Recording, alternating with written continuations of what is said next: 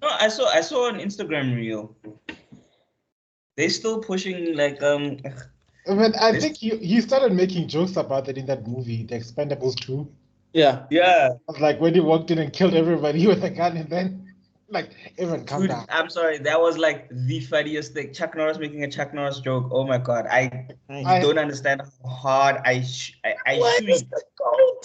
Like I heard Actually, that's what I should have said. That's Yeah. why he's the goat. Oh man, you made What's your favorite Chuck Norris joke? I have like 3. One is that he's dead, but death is too afraid to tell him. 2, when he left for school, he told his dad, "Now you're the man of the house."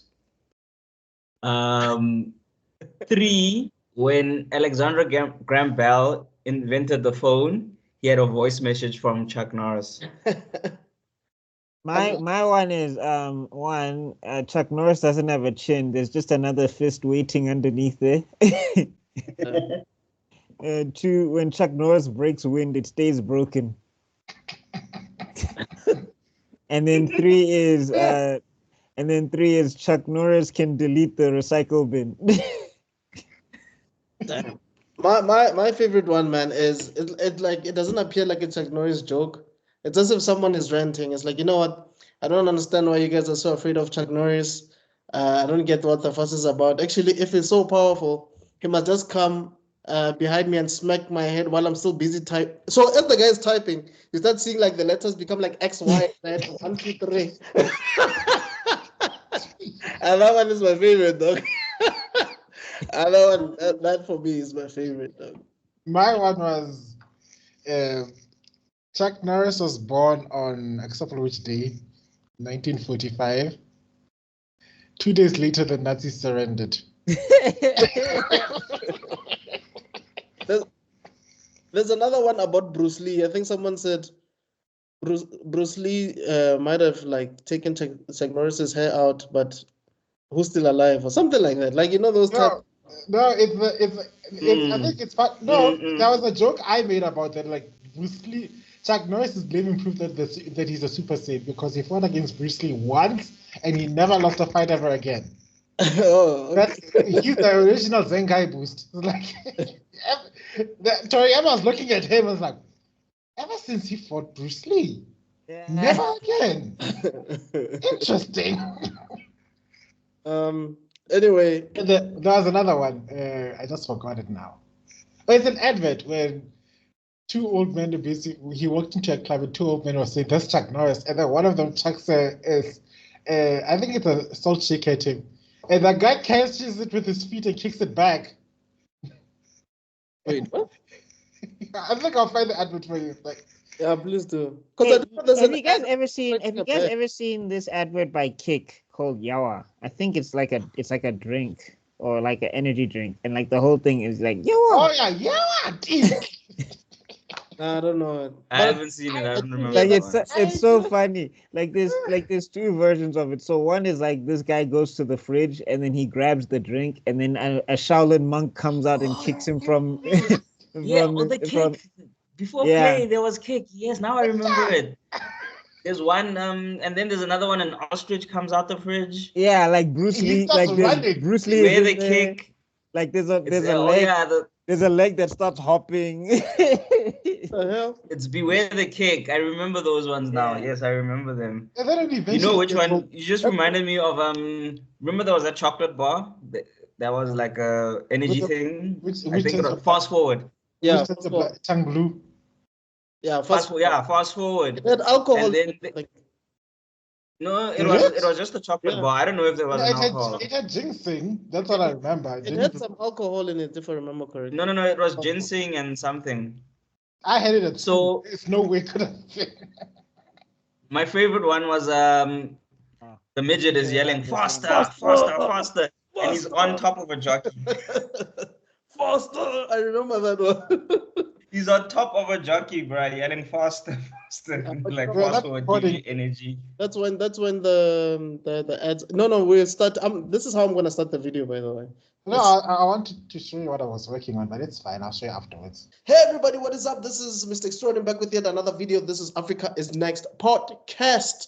Yes, we are still touching on Naruto. This is actually the last arc, Sasuke retrieval arc, and I believe basically that's the end of the part. It's gonna be a lengthy discussion, but yeah, we are ready. We are fighting dreamers, and yeah, as usual, fighting dreamers. What they say? Right, awesome foursome, the Jonins from Konoha, and let's just start with Tebello Khala, then we'll go with Zuko, and we'll end with Buckmeister Cul. Konnichiwa minasano. Watashi wa Tebello Khala desu ka? Yeah, that is substitution jutsu right there. We don't have subtitles. Subtitle jutsu. Like, could choose, you know. Anyway, hey, what's up, you guys? Tebello Khala. I've got my own channel, KC Media. Check it out on YouTube. I think we are still uploading. I'm still uploading clips about our last podcast where I edited crazy pictures and stuff, and I was pissed off as heck because it took me another hour of editing. Never again I'm gonna tell future Tebello to do anything because I almost punched the screen. I was like, how dare you? Who are you to tell me what to do? Anyway. Alexa, play Hero Falls. You were myself, Tebello. Anyway, we've got Netgazing podcast, very much like this, but more chaotic, apparently. I think that's the best definition. We have the Geek Spot, where I talk to local geeks in every which way, geeks in each and every single form, from people working in government all the way to fellow geeks and nerds who are creating their own content. We are the other shows that are coming up. Let me just keep my mouth shut. We are cooking, so let me cook. Yeah, that's all I'm gonna say. So stay tuned. Something is coming up. It's something delicious. Anyway, cool. I've decided to be PG in this channel because apparently I made many people question their sexuality in my last intro. So. Yeah, let's get another Jonin Philo Zuko over here. Cartoon. Hold on. I'm coming back to myself. Ooh, he's coming back to himself. Cartoon. I'm going to fire a lot. Welcome everybody. Singenile sothetha ngoNaruto isikhokho sakhona the last number. The last number. Ukhetha eyes ibidibidi uyamazi uNaruto no Sasuke. Umuntuzo wakhe undercover muntuzo. So welcome to the channel, guys. As Mr. Extrodin said, we're talking about the final chapter of Ninja Scrolls, so get ready. We're gonna go into it. We're gonna delve into it. Follow me on my social medias. It's just Cortesi. Just look for Cortesi. That's where I'm on all my social medias. Double Z, double E. Let's go. Check him out on Twitter. He needs more followers. We want someone to break down the 10,000 follower barrier, and I think he's the most likeliest case. Yeah, and then we have. I actually need to start posting more there. If you get him to 10,000 followers on TikTok, I will say something nice about Vegeta. That's my man. It's always based on Vegeta with you. Because he knows I got love for Vegeta. That's why he's using my weakness against me. Yes, I'll incentivize because all your Vegeta stats are always up in me. It's like, oh my God! Once again, you have underestimated the powers of a true Saiyan warrior, Tebello. I am the hype. Prove it to me. Show it by your numbers. Follow him. Get all our channels to at least 200 subscribers and follow him. And then I'll know that Vegeta is the G. Up until then, he's still a bitch. Prove it. Clip this. Clip this and put it out there. I want them to hear me. Okay, so first off, I want to say that Zuko is our resident super ninja because he speaks like 17 languages. Yes. So he can operate in all. He can operate in all the villages. He's also the geek. He's also the geek translator. he knows sports. Yes. So he's a master. He's got at least 6 elements plus a Keke Genkai. He's a Hokage already. so whenever we're out in the normal world, he's our translator. Like, oh no, that's speaking rugby. Zuko, translate for us. Oh no. Scrum. No. Okay, what is so that if you check here, you know, like how in Naruto they have squads and there's Jonin and there's Chunin and there's Genin. If you look at the rugby team, you have the captain. That would be the Jonin squad leader. You know how Shikamaru was. Oh, and then it's like, oh no, that's speaking cricket. Let me call a friend real quick. Zuko. Hokage don't know. Zuko don't know. What is a power hour? Or power what? What are they saying? Power what? In this cricket? Hour over. It's I know what you're talking about. It's like it's something to do with power. Why are they talking about power? Are they charging a spirit? Yeah, I've literally forgotten the name now. Is it like Sage Mode? Hokage don't know. Let me break this tangenting seal quickly. Hey, we have Buckmeister Cul. That was a strong genjutsu. What is up, everybody? It's your boy Buckmeister. Oh wait, no, sorry, I gotta do my proper intro. From the lands of YouTube, I have come. From the way of TikTok. And on Instagram as well. It is our Buckmeister Sensei.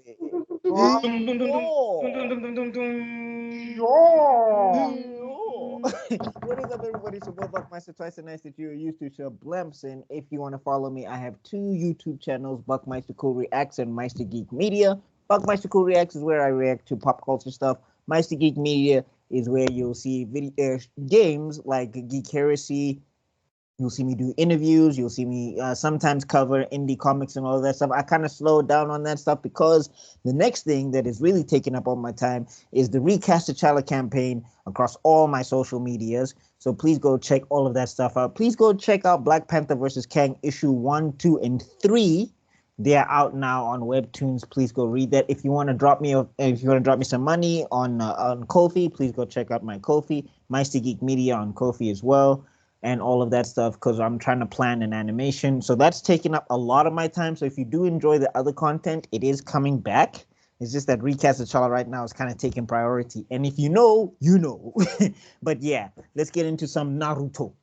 All right. So yeah, basically what happened last time is I think we ended at Itachi beating Sasuke, and then Guy having to take Sasuke back to the village, while Naruto goes with Jiraiya to. Wait, no, they had already found. It was the whole fights between Orochimaru, Tsunade, and the 3-way deathlock. Basically. Yeah, that's where we ended. Yeah. That's where we ended. That's why we ended off. You know what's crazy though? I've only heard Naruto called Jiraiya once. Yeah. And then everything that it's ever said names. It's in the Pain arc. That's the only time I've ever heard Naruto use Jiraiya's name. But does he? Okay. Well, he calls Tsunade, but he puts Granny first. Okay. Yeah. I'm just like, I wonder, like, and also, like, it'll be like serious moments or whatever, and like stuff is serious, and he'll be like, Erosenin, I have to follow Sasuke. I'm like, dog, this is like, you can't Jiraiya-sama once. That time they're talking about, and the ninja world is in danger, Orochimaru is doing things, Erosenin, what must I do? It's always like that. Jiraiya gave up at some stage. He's his mentor, he's his elder. Dog. He's his father's teacher. Like, there's so many titles that deserve the summer. Never. But he's just Erosenin. But he also spent all his money. I'd have lost all respect. Yes, he did. God. But he taught him the Rasengan, Chief. That thing And- has saved. That But thing I- has saved the not world, my guy. As an Rasengan. S rank That's the Rasengan, dog. After the Rasengan, Naruto was set. Like he had like Rasengan opened a whole new world. Like you owe him some Sama at least once. and Or a also sensei at least. Like that- Kakashi didn't train him as much as Jiraiya, and he still calls him Kakashi Sensei. Because he met him in school. He didn't meet him on the block. Kakashi basically just taught him basic taijutsu and what's this? How to use his chakra. That's all. No, I mean he also gets Mm. there's a big thing that Kakashi teaches him later in Shippuden. Oh, okay. But like yeah, his main Yes. teacher was Jiraiya. And Yeah, I'm just like, you so- don't own like one Sama, just one, bro. I guess you could say Kakashi is Master Roshi and Jiraiya is King Kai. If that makes sense. Yeah. Because King But- Kai but, taught Kaioken, Spirit Bomb. You know, Yeah. Let's be honest. King Kai gave Goku the most of his most effective techniques because Kaioken Yeah. Spirit Bomb. granted Spirit Bomb can only But be- Kamehameha, Chief, Kamehameha has been putting in work. No, and Kamehameha has been working over. Kamehameha is the Kage Bonshin no Jutsu of this of Naruto. Kage It's the Bonshin. Rasengan of that. No. Rasengan came in later. I'm just Yeah. saying. No, you're right. Oh, okay. Kamehameha, Chief. It even went to other generations, Chief. No, but even think Gohan was. Think about it. Even Goten knows it. If it wasn't for King Kai, Majin Buu wouldn't have died. Yeah, it's the only time the Spirit Bomb worked. Only time. Can agree. Yes. Every But other time. But also, Goku would have died a lot of times had he not, like with Vegeta, Goku would have died. No, If even even with used- Frieza, he would have been out of there without the Kaioken. Without the Kaioken, he would have died quickly. Flat out. Yeah, That's what I'm saying that. But I'm saying, like, I Like, think private the discussion Kamehameha still has more success rate. Kamehameha has bodies. No, definitely. But I'm sure King Kai has like conversations with Master Roshi underground. Like, did you see what he just did? That's me right there, son. No, That's me right there. That's me right there are there. moments. I I remember put him on game on that. where like King Kai flat out interrupted Goku's like, Breaking the tangent. Kai! Okay. never. Where were we? Can you hear me clearly, guys? What day is Like the it? sound for the last 2 minutes, the sound has just gone. Like can hear the you signal clearly was now. clear, and then for the last 2 minutes, it's just I gone. don't know. Linda, I don't know what's going. I don't even know what day it is anymore or what time it is. Wow. So Okay. you were in the So internet. anyway- Okay, there we go. It just got better now. Yeah. It's anyway, it was Itachi trying to stop us from. Infinite Tsukiyomi. No, but Anyway. seriously, hey, like when we were talking in the beginning, it was fine. And then the moment we started talking about the Kamehameha, it just started going wonky. Yeah. Oh, okay. Anyway, And now it's like it's back. Maybe we have Yeah. real powers now. yeah. Anyway, so yeah, basically now we're getting to the hospital. Sakura is trying to feed Sasuke apples, and Sasuke does not want to know. He doesn't want anything about apples. Doesn't want anything. Like his only thing is Itachi cared about who? I need to whoop. I need to break my foot. Like you need to know. Like what is it that Itachi was obsessed about with Naruto? Naruto. Naruto's fault, though. That your brother. It's one thing. I don't care, Chief. It's one thing. No, but remember, it's the whole you save them from Kara, but Sasuke is supposed to be the one, and then Itachi beat the brakes off him, and then there's already the trauma that he came with. So like Naruto and remember Naruto was this useless guy, and Sasuke was awesome.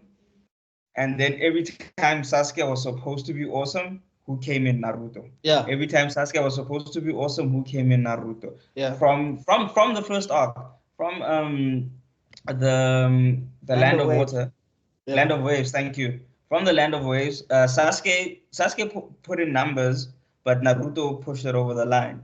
Yeah. And then in the Chunin exam as well, Sasuke until Orochimaru, before Orochimaru bit him, Sasuke was putting in work, and then the curse seal kind of just slowed him down. And then Naruto came up again, top again. So every time Sasuke was like, "I'm the main character," Naruto would just come in and take He'd over. be like, "What's this anime So- called? What's the name of this anime?" What's the name of this anime? So basically, and then it became the Ogara, and then the whole. So basically, it was a self-conscious thing and a self-confidence thing, because you like, I'm supposed to be better than this guy, but every time it comes down to the crunch, he's the one who's pulling through. Yeah.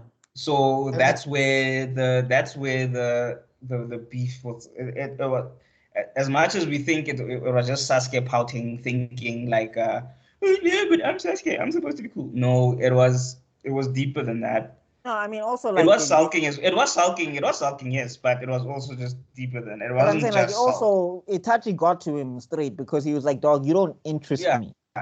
Yeah, that's And I like think- that's when you look at it, that's when you look at Itachi and like, bro, I think you. That's were the one too that good broke him. That's the line Yeah. that broke him now. the straw Yeah, that it's like comes you, back. you want to look at Itachi and like, dog, hey, you were too into the method acting, my guy. You didn't want to tone it down in Yana. But No. Itachi was like, "Hey, they are watching. I must make sure they don't even doubt it for a second." do you guys think that if Kakashi was actually an Uchiha, he would have trained Sasuke a bit harder? Because at this point, it just seems as if Kakashi is not doing his best, even though he was. No, Kakashi is training him like for the situations that he's intended to be in. Itachi is a whole different beast. There's Yeah. no amount of training at that time specifically that would have made Sasuke be able to handle Itachi. There's no amount Exactly. of Chidori's. There's no amount, like, even if Kakashi taught him the best Genjutsu, all Itachi has to do is look at him and it's game over. Sure. No, I was not necessarily just thinking about only Itachi, but I was thinking even about Gaara and stuff like that. I'm just thinking. No, like, remember, Gaara also is a weird situation because he's a And it was an Jinchuriki unknown. person. It was an unknown. Right. And also on top of that, Sasuke was getting impeded by the curse mark and all of that stuff as well. Like, Sasuke just wasn't built to handle a Jinchuriki at that time. You see, It was just a different thing. And this is how and you. whatever little chance he had of handling him, remember, because he couldn't access his whole chakra. Yeah. Because the moment he goes above 70% of his chakra, 60%, whatever it was of his chakra, then the curse marks activates. So he since Orochimaru, Sasuke's never been at full power. Yes. Because he couldn't be at full power. Because remember the seal that Kakashi puts on him, it's a will seal. It's not a I don't care who you are sealed. If Sasuke says, "Fuck it, give me the power," then the seal breaks. If he says no, then it weakens him. I just wanted to say He's that never at full power. As much as, yes, Naruto is the main character, Naruto has all this chakra thing, he just never has the full power to just display anything. I just want to add a little bit more context. Imagine this boy who was the Western class comes and surpasses you almost in everything. He summons gigantic frogs and right in front of you. You can summon jack shit at that point in time. Yeah. And then not only did he steal your virginity, he stole your brother's affection. Now he gotta die. Virginity. No.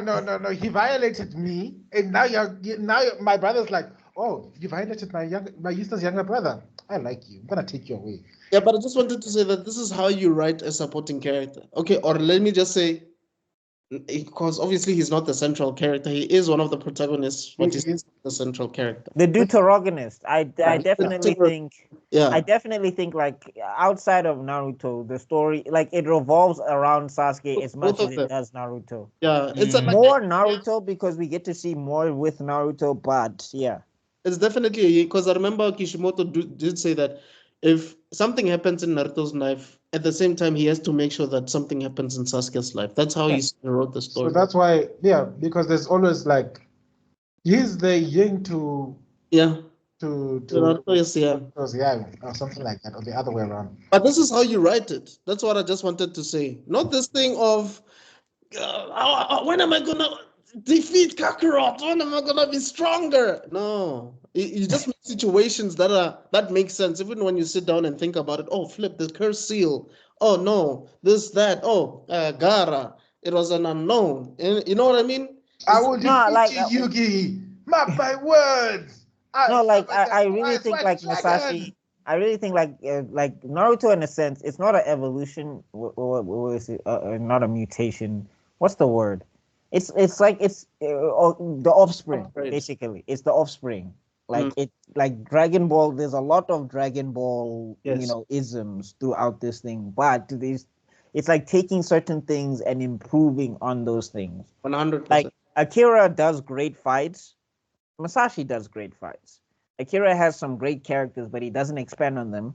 Masashi has some great characters. He expands on more of his characters than Akira did. But he also has some Akira-isms where there's great characters that just fall to the wayside. That's true. But at the end of the day, like this is an improvement. Like Sasuke and Naruto's rivalry, in a sense, it's not like Goku and Vegeta, where Vegeta's like constantly chasing. Actually, like at times it goes up and down. Like one time it'll be Naruto chasing Sasuke, then another time it will be Sasuke chasing Naruto. 100%. Yeah. So that makes it feel like a rivalry. To put it in sports terms. Oh, the Goku and feels like Maria Sharapova and Serena Williams. Through their career, they played. Let me finish. They played 22 times. Serena beat Sharapova 20 times. Jeez. Sharapova won twice. That's why I laugh. And they called it a rivalry. How is that a rivalry? That's just. That's why I laugh.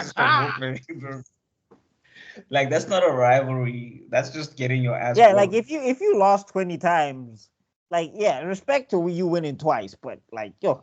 Yeah, no, that's hectic. But if you've lost 20 times out of 22 times, like it's not a rivalry. It's a beat down. It's a beat down. Like you are. It's like me saying I can dunk on Shaq. It's just not happening. I'd imagine the feeling that Serena felt like she's the greatest rival. I feel insulted. Excuse me, who?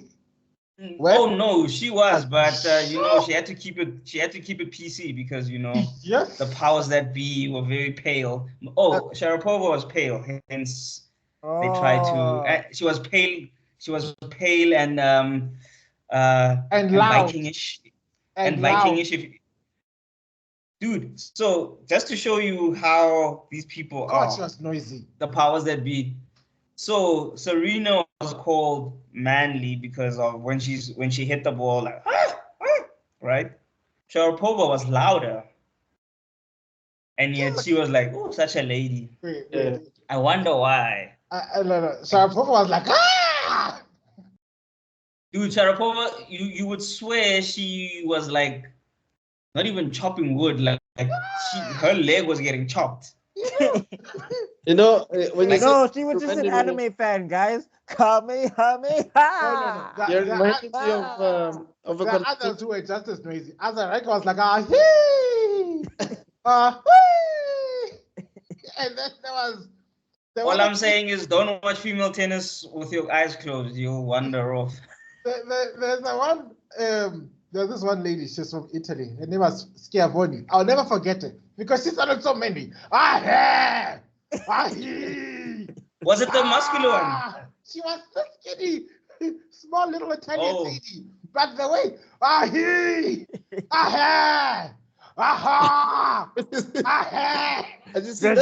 beam cannon. You guys know, like these ladies that have deep voices. Like someone like Emma Stone, who I love wholeheartedly. I think you guys know. But can you imagine her playing tennis? Like sounds like a dude, dog. Like exactly like a guy. I'll send you the footage. It's so funny. Tangent break. Genjutsu. Please do. Okay. Anyway, back to it. So, My mm, hospital. So yeah, Sasuke wakes up and he's like, he basically turns into Soifon when she was beefing with why am I forgetting her name? Yuruichi. There we go. Yeah, because I saw when Yurichi landed, Soifon was like, I want to fight. I don't care what's happening. I don't care why you're here. I don't care. I don't care. Throw them hands, chief. Sasuke is basically same thing. Like Naruto doesn't understand what's happening. Yeah, he's like, dog. Yeah, he's like, hey, man, I came to check it up on you. You good? You know, the Itachi thing happened. He's so happy, bro. And then he's like, smacks he smacks the apples. Imagine. Oh no, I was saying after all that, you hear that not only has Naruto he's become like a mini hero because he brought the next Hokage home. Yes. Imagine all that.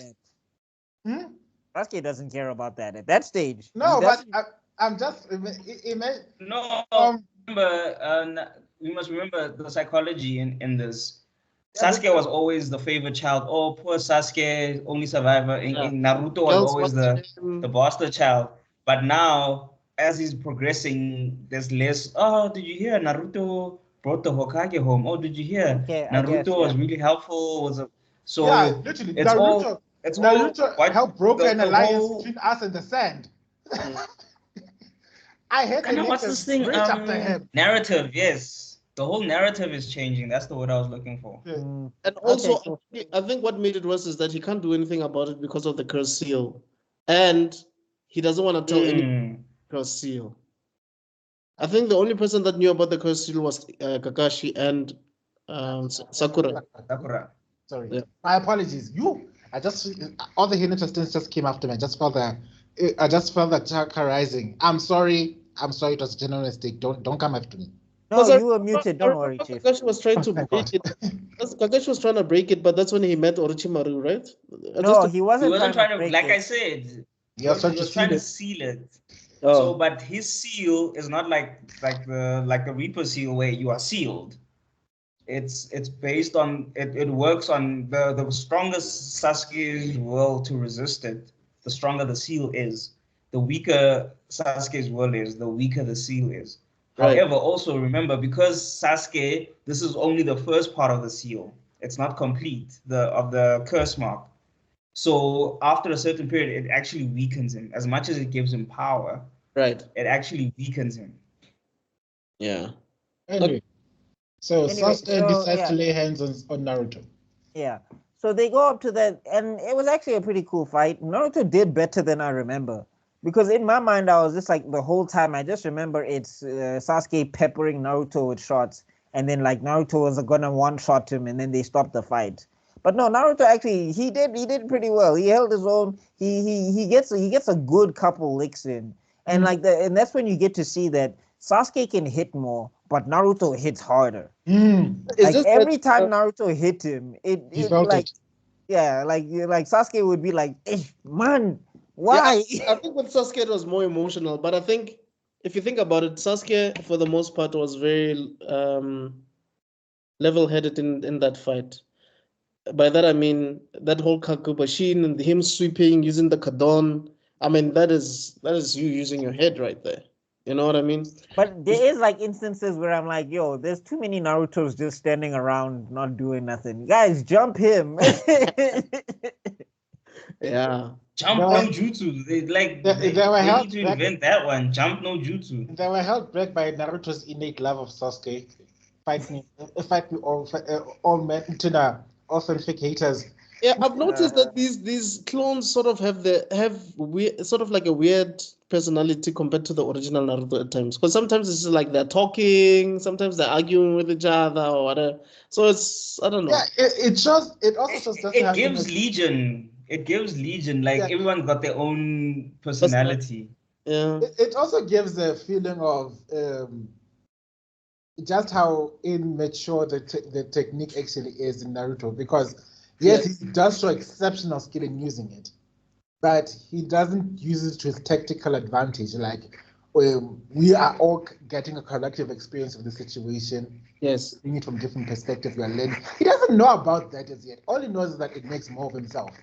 And Yeah. I think in Shippuden there was you guys can correct me if I'm wrong. There was a moment where I think he was busy doing the rasengan or something, and then Yeah, that's where he learns better use of it. then the main That's where he Naruto, actually learns how to properly use it. yeah, but I think the main Naruto almost died or something, or he lost his mouth. You know when he was that whole tail thing was, No, it Cubic was a clone. clone. It was a clone. and then one of them was like, you know, I think I almost lost it back there. Hey, looking at himself. No, it's like the shadow clone jutsu is actually very crazy. Like when you break it down in concept, it's actually nuts. it's broken. Yeah. Yeah. And it's also crazy how well he can use it. Because remember, other Jonin level ninja, they can make 1 to maybe 6 or But whatever. it's because he read that forbidden scroll, like.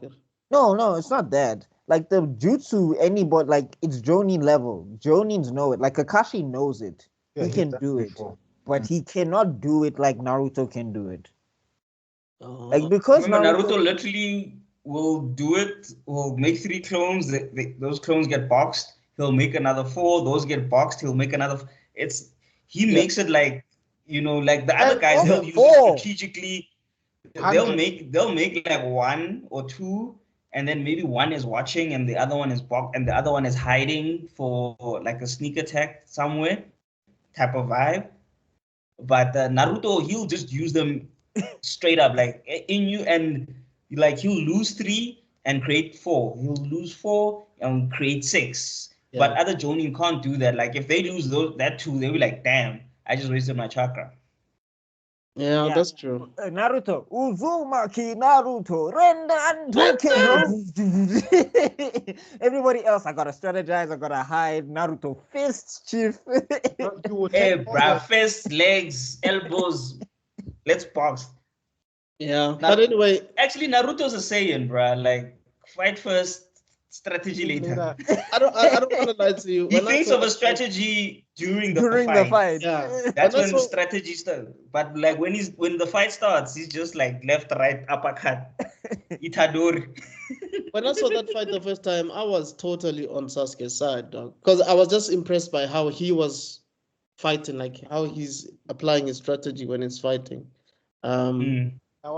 I was team Naruto because I was annoyed. I was like, bro, what did Naruto do to you, chief? He saved your life. Like, my guy, okay. But anyway. I was like, you whiny little baby. Come on. You know what?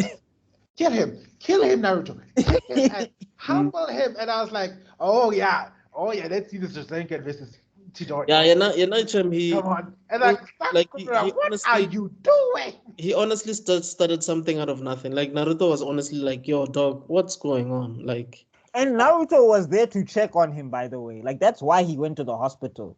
Yeah. He was like, I want to go see if my friend is okay because he just got beat up and genjutsu by his big brother. Yeah. And I thought my friend and that was a mean, like, I know we said it last thingy, but that was a mean genjutsu. Imagine you got PTSD from seeing your brother killing your mom and dad, and then your brother makes you relive that. Let me start boost your hatred a little bit. But he still spares his life. It's like, hey. No, but I mean, that was also an indicator that Itachi had to be a good guy because everybody was like, no, it made more sense when Itachi was a villain. If Itachi was a villain, Sasuke would not have survived. There's too many times. No, at the same time, we also, maybe you'll fast forward a little. We also have like this under-villainy thing. It was like, no, villain Itachi would have been like, I want your eyes to be strong enough so that I can get a replacement eyes for me, bitch. So level up, because I don't know, somewhere along the line, I don't know if they No, but remember that's actually the reason they give for Sasuke's survival. Yeah. So like the higher ups know that. Like Sasuke didn't know why. The reason Itachi gave to Sasuke was like grow stronger, use the hatred, etc., etc. And then the reason he gives to Toby for not killing Sasuke is like, I'm gonna need the eyes so that I can have eternal Mangekyo. which is the one thing I wanted to highlight. It's like you needed to have another Mangenko Sharingan eyes, or you could just use any old Sharingan eyes. Those are the things that I don't know much about the law. We'll get we'll get to it. Okay, guys, we break it down, but anyway, we still haven't even finished the fight. We've been talking for like Oh my 20 minutes. Sakura cries and she steps in way too late. It's just like, if you were trying to stop this fight, you should have probably stopped them from leaving the hospital bedroom. Yeah. Like the minute they were on the roof, you're done. She was or you could have just made a clone to go call someone while you're still trying to figure something out. I think she probably did. I think she probably called Kakashi. I'm pretty sure she was No, I think Kakashi just heard Chidori and he was like, "Oh God, Sasuke, what's going on?" He just heard boxing. He was probably also going to visit Sasuke and he heard boxing. So Sakura was like, "I want to see my man in action." Oh my God! My man, thank you to my man. And then we get one of the coolest panels ever. I mean, so first off, we get to see that Naruto could have actually one-shot Sasuke at that point. You would have killed him. Because even Kakashi and Jiraiya were like, "Yeah, Naruto could have killed Sasuke." Why kill this? Jiraiya was there the whole time. He was chilling, dog. He was chilling. Another asshole moment. I was like, "You're just watching your favorite student." No, but here's the thing: Jiraiya couldn't give a damn about Sasuke, dog. Like Jiraiya, that's not his student. You know what I mean? No, Jiraiya sees Orochimaru and Sasuke. He's like, "Hey, this one." Yeah, but then when Naruto, if you can, just take him out early, Chief. You'll save yourself a lot of pain. Hey, when Sakura was like running in front of, I see why Kakashi jumped in. PTSD. It's like, oh shit, Sasuke is going to pull a Ren. Oh no, not today. Yeah. She almost got rend. Yeah, that's true. Oh Lord. He's like, Obito. And then you also see the difference between the Chidori and the Rasengan. And then you see why the Chidori is such a good assassin technique, because it's just itty, but it's basically a knife. Yeah, it's direct. It's basically a knife. So when Kakashi comes in, he flips them, and they both go into. Do they go into the same water tank? No. They go to different ones. So okay, so there's like in a hospital. There's a water tanks on the roof. Kakashi redirects them so that they don't hit each other.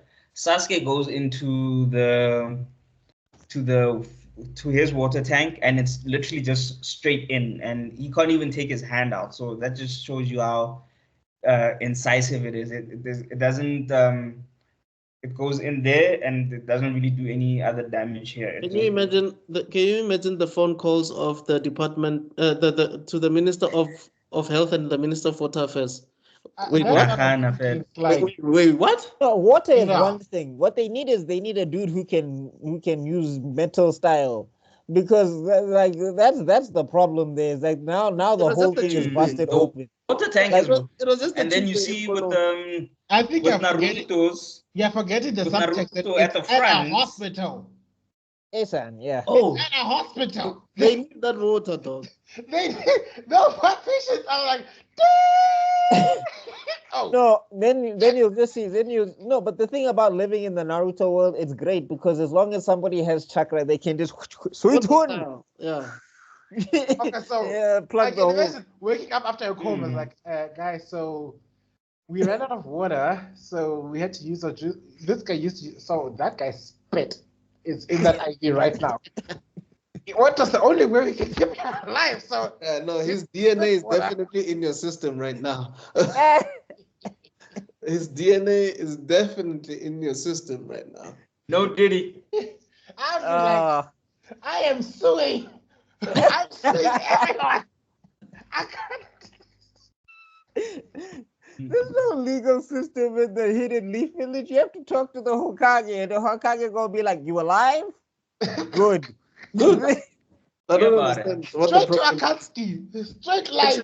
Actually, give me that ninja. We need to give him a medal of honor. Don't send it left or right. I'm like, you know what? Line, right, right. Wow, the way we tangent. The way we tangent. Okay, Wow. okay, tangent. Jutsu.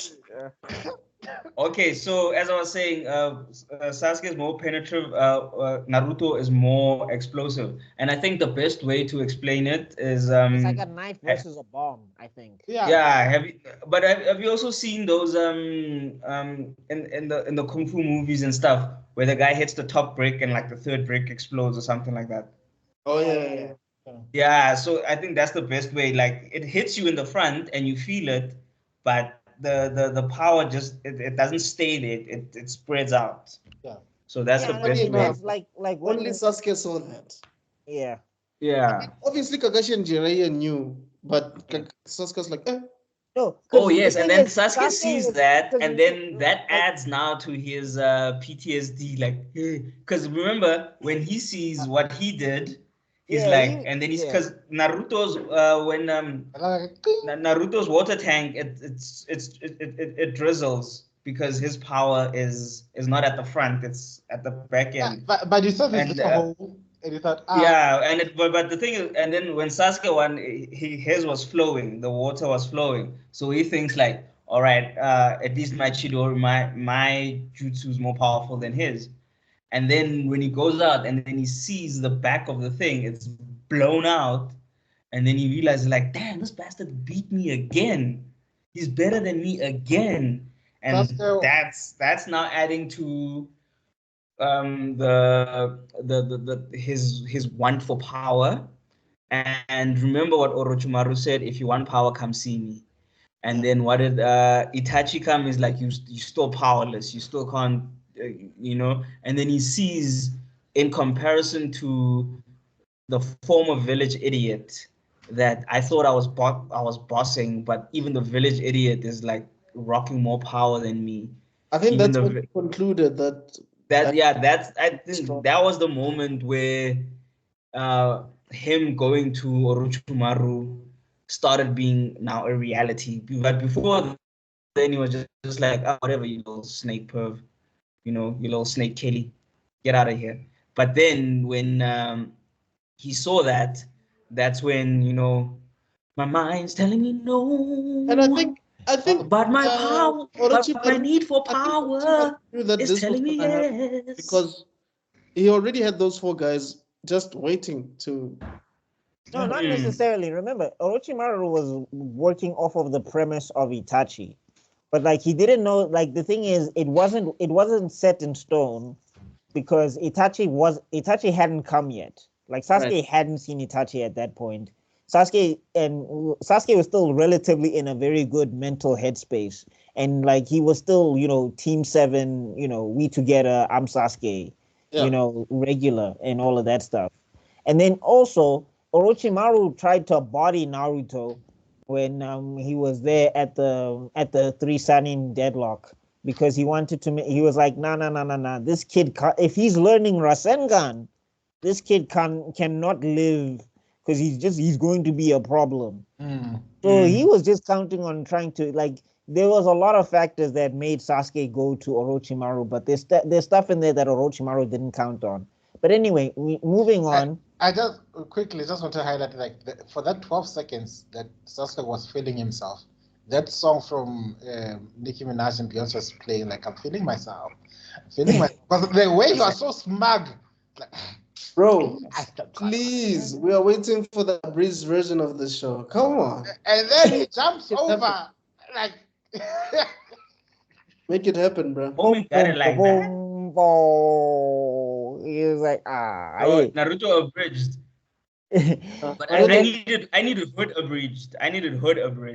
All right. Anyway, I think this is where, like, you could say this is the moments where he actually has like a one-on-one session with all the members from Team 7, because Sakura and Kakashi tried to stop him. Yeah. Because there's the Naruto. I mean, they have a fight, so they don't get to talk, which was something that, like, I think a lot of people miss. That's the only way they do talk. But I'm saying, I think that's something also that people miss, is that the last time Naruto saw Sasuke, they were almost gonna kill each other. Like he didn't actually have a conversation with the dude. Wait, before Sasuke left, that's what you Yeah, mean? before Sasuke left the village. That's the last time Sasuke and Naruto interact. Is on the roof. Yeah. And then after that, Kakashi comes in, and he almost got to Sasuke. Almost. Which, yeah. And because of telling things that made absolute sense. Yeah, and also because Kakashi also kind of went through the same thing. Yeah. He didn't go through the exact same thing, but like he went through trauma. But the difference is that it's a different flavor to what Sasuke went through. Like hence I said kinda. Yeah, like Kakashi, he lost people to like war and like village scorn and all of those things. It wasn't like a malicious everybody that like the way Sasuke lost people, that was rough. And then also when you find out later why it happened, you're just like, right. Okay, but like I see where you're coming from, but like but at that point, like Sasuke was still somewhat sane, and like like somewhat it like he was still somewhat like normal or whatever. So when Kakashi, as normal as it could be, being a survivor of such a traumatic event. Yeah, but I'm saying like when Kakashi told him, because like Kakashi was like, dog, I was in the Anmu Black Ops. I was in the Third Great Ninja War. Like things went down, Chief. Like I think that's what Kakashi was dispelling the notion that many people have, like hurt people. You know that ideology that's saying, oh no, because this terrible thing happened in this world, I am now going to become the world's biggest problem. It's like, F that. Everybody has suffered, some greater than others. But the decisions you make are determined whether you're actively choosing to heal or choosing to be part of the problem. What do you choose to be, Sasuke? That's up to you. But pay attention. You're not the only one. You're not the only one. He used his Sharingan eye on the most powerful jutsu of all time, Talk No Jutsu. He saw Naruto at the bridge with Zabuza, and he was like, Sharingan. I'm gonna need this for later. But you see, he didn't master it well enough. What's the name of our jutsu? The only jutsu he could not copy perfectly, Talk No Jutsu, is the one that he needed at that point in time. Because had he let that, the story would have been over. He should have, like, they played his theme. What they needed to do is they needed to play the flute. Do-do-do, Sasuke. Do-do-do. I don't know when Kakashi releases his domain expansion, which is to copy everyone else. Anyway. Hi! Okay, we're back. I think this, obviously Sakura now then talks to him, right? No. So remember what happens is after this, it's the Sound Ninja 4. Yeah. So Sasuke is on the tree and he's thinking like, dog, what am I supposed to do here? Because he is thinking about Sakura, he is thinking about Naruto, he is contemplating not going on revenge. And then the Sound Ninja 4 come and they say, dog, that shit. Why you weak sauce? Get this out of here. Oh, you the big dog, huh? Oh, you think you can kill Sasuke? You think you can kill Itachi like this? Please. And then they leave Sasuke. You ain't got it, dog. You ain't got it. And they leave Sasuke, and Sasuke's like, Itachi! Like, there's that one shot of Sasuke's eyes, and it was one of the craziest drawings I've ever seen Masashi Kishimoto do. Like, Sasuke looked hella demonic in that panel. Oof. He's so broke. Yeah, I think pre-Shippuden Masashi, because eventually what happened was he watched the anime and he basically changed his style a bit to accommodate the anime. But before that, just after he started getting his groove, no, Masashi was just on another level though. In terms of art, I was not there. But I think it was a smart decision to, switch the style to fit animation more. Yeah, just because it streamlined the process. Because if you're trying to draw all of the, if you look at some of the shots of I mean, basically in Shippuden, they redid a lot of the old scenes and they don't look the same. Like if you do a side-by-side comparison, like round 1 Sasuke versus Naruto looks very different in OG Naruto than it does when they show it in Shippuden type thing. But like, yeah, I do think that it was a wiser decision for It him. is. Because sometimes when you get used to like the anime first and you try to get into the manga, it can be rough. Like Attack on Titan, what's this, Demon Slayer, the art is just so different, and you're like, you know. But if it matches the anime, then it's a win-win. Yeah. So anyway, then so the Sound Ninja 4 basically beat the him out of Sasuke, as they call it, as the kids call it. And then after that, that's when he decides to leave. Sakura catches on. I think she notices that Sasuke is leaving. And then she cries at Sasuke, and it's just like, I think she confessed, no? Yep, big time. And it was just like, look, I don't like you. I'm not in an emotional capacity to process this right now. So you know, go get some therapy, and then I'm just gonna come. I have my doctor's appointment. You know this doctor is called Dr. Orochimaru. I'm just gonna just bye. I mean, like, and then they also bring up. She also tries to like relate through her behavior when she was making fun of Naruto for being an orphan. Which I was like, is that the move that you want to go with here? But I mean, you're 12 years old. Yes, I'm the girl who made fun of an orphan. You're talking to an orphan about making fun of another orphan? Yes. Yeah, but I'm saying anyway, it's just like she's 12 years old. Like, but this was not gonna work. Like, this was. I forgot there's this one scene, you know, where there's like, why do all the girls think they can talk down the emo guy into fixing their own lives? Well, Bulma is the. They always want to save the guy. No, Bulma didn't talk. Bulma was about that action. Like Sakura should have. They saw Bulma. They were like, okay, I can do this. Well, no, Bulma. Like Bulma got the wildest nigga to like have dinner and. Be married. The thing is with Bulma, she was about that action. When she came to Vegeta and she's like, follow me. And Vegeta was just like, okay, she been in the gym. Hey. Okay. And remember what they say, like we are Saiyans, we like tough women, we like demanding women. Yeah, that thing just gets the Saiyan blood going. So not don't do this, you're better than this. Come on, I know you're upset, but you're good. Don't listen to them. I know you're a good person. I can see. Like, just to show you how crazy Bulma is. Like Bulma literally talks smack to Beerus, bro.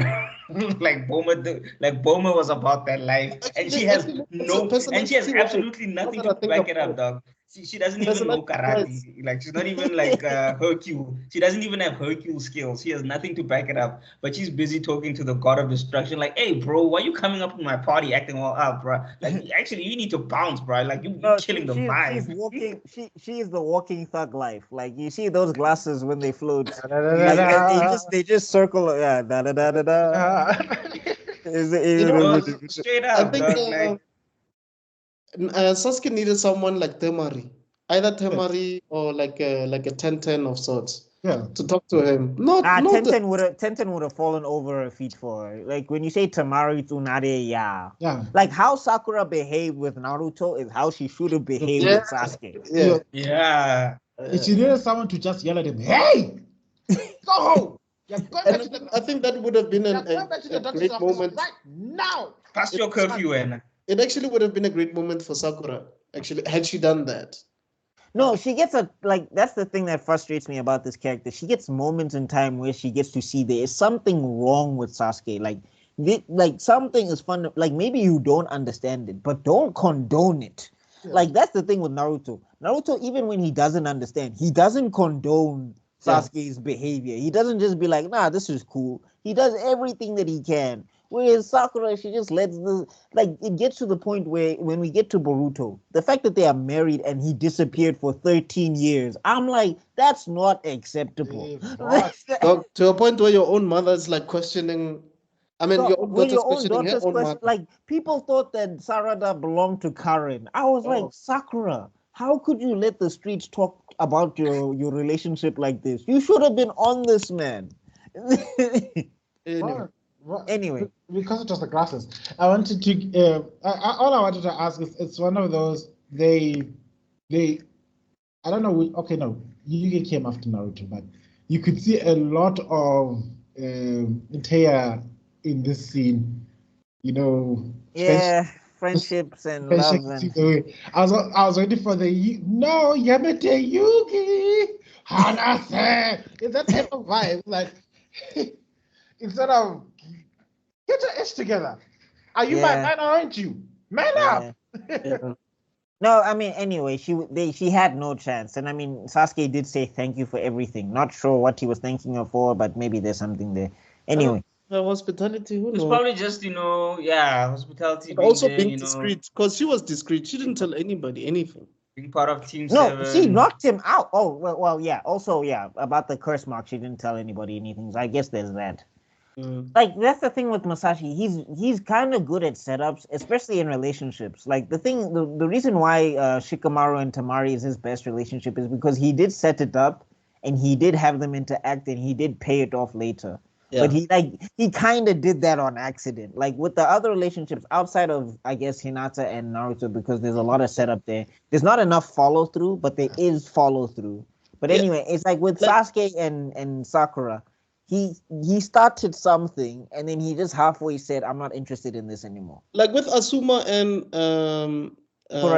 Kurenai, we didn't really see it. We just saw them next, like chilling together for the most part, and obviously we just concluded, okay, these people are dating, and lo and behold, they were dating. Yeah, keeping it on the hush. Exactly. In a ninja village. Anyway. Stealth relationships. Anyway. So Sasuke leaves, he goes to the Sound Ninja 4, they bow to him because now he is the vessel for Orochimaru. And then basically Sakura wakes up and we get to see a hilarious scene where Sakura told those two Jonin what was going on, and they go into the room, and basically Tsunade is laid out on these papers, which I'm just like, is there a genjutsu in these Hokage papers? Because every Hokage I've seen, they're always like laid out or they're too tired. But the only guy I think I saw that had the energy for it was Minato.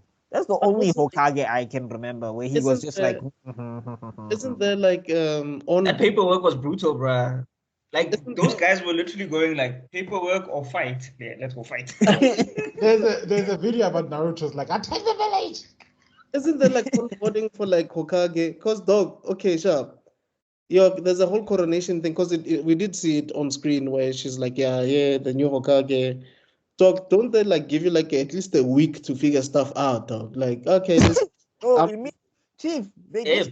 John, there's missions to approve. When you need a week, there's missions to approve, guys. There's money to be made. Money don't sleep. Cut our military power in half, and he killed the third Hokage. You wouldn't have time, Chief. Let's go now, dude. But that's hard. Like we must show that other people we are still here. They're taking our money. I mean, for her to even decide that Shikamaru is the only one that is qualified to be a Chunin, she heard stories. She was not even there. Like someone had to explain to her. Yeah, so this kid boxes the other kid. And then this other kid is like sitting under the shade, coming up with like 10 strategies. Like, whoa, what? She was looking at the crystal ball. Okay. Exactly. Okay. Now, wait, rewind that. So he did what? I missed that part. Oh. No, I think she saw the moment where he flexed on that Sound Ninja in the first round of the Chunin exams, where she attacked him. No. Sorry, it's not. It's that fight with Tamari, where Tamari attacks him after Naruto pushes him on the floor, and Shikamaru does one of the swaggiest moves where he's just standing on top of his kunai on the wall. Like, hey, I can't let a girl beat me now. And I was like, dog, how did you do that? Yeah. After all this is like, excuse me, okay, is this his file? Chunin, approved. I'm telling you. He acquired Chunin and he rizzed up Tamari just with that one move. Hey, because she attacks him on the floor and dog is chilling on the wall on the kunai like a boss. At that moment, even like Gara was like, "What a man!" I mean, hell. What is that feeling? Anyway, All right. so obviously, yeah. she talks to Shikamaru about this whole thing and tells him, look, we need to get Sasuke back. What a drag. I want you to organize a team of young, gifted, and talented ninja to accompany you on this. Genin, dog. Hey, like that's the thing with Naruto. You don't get a chance, bro. High school you must fight. The primary school you must fight.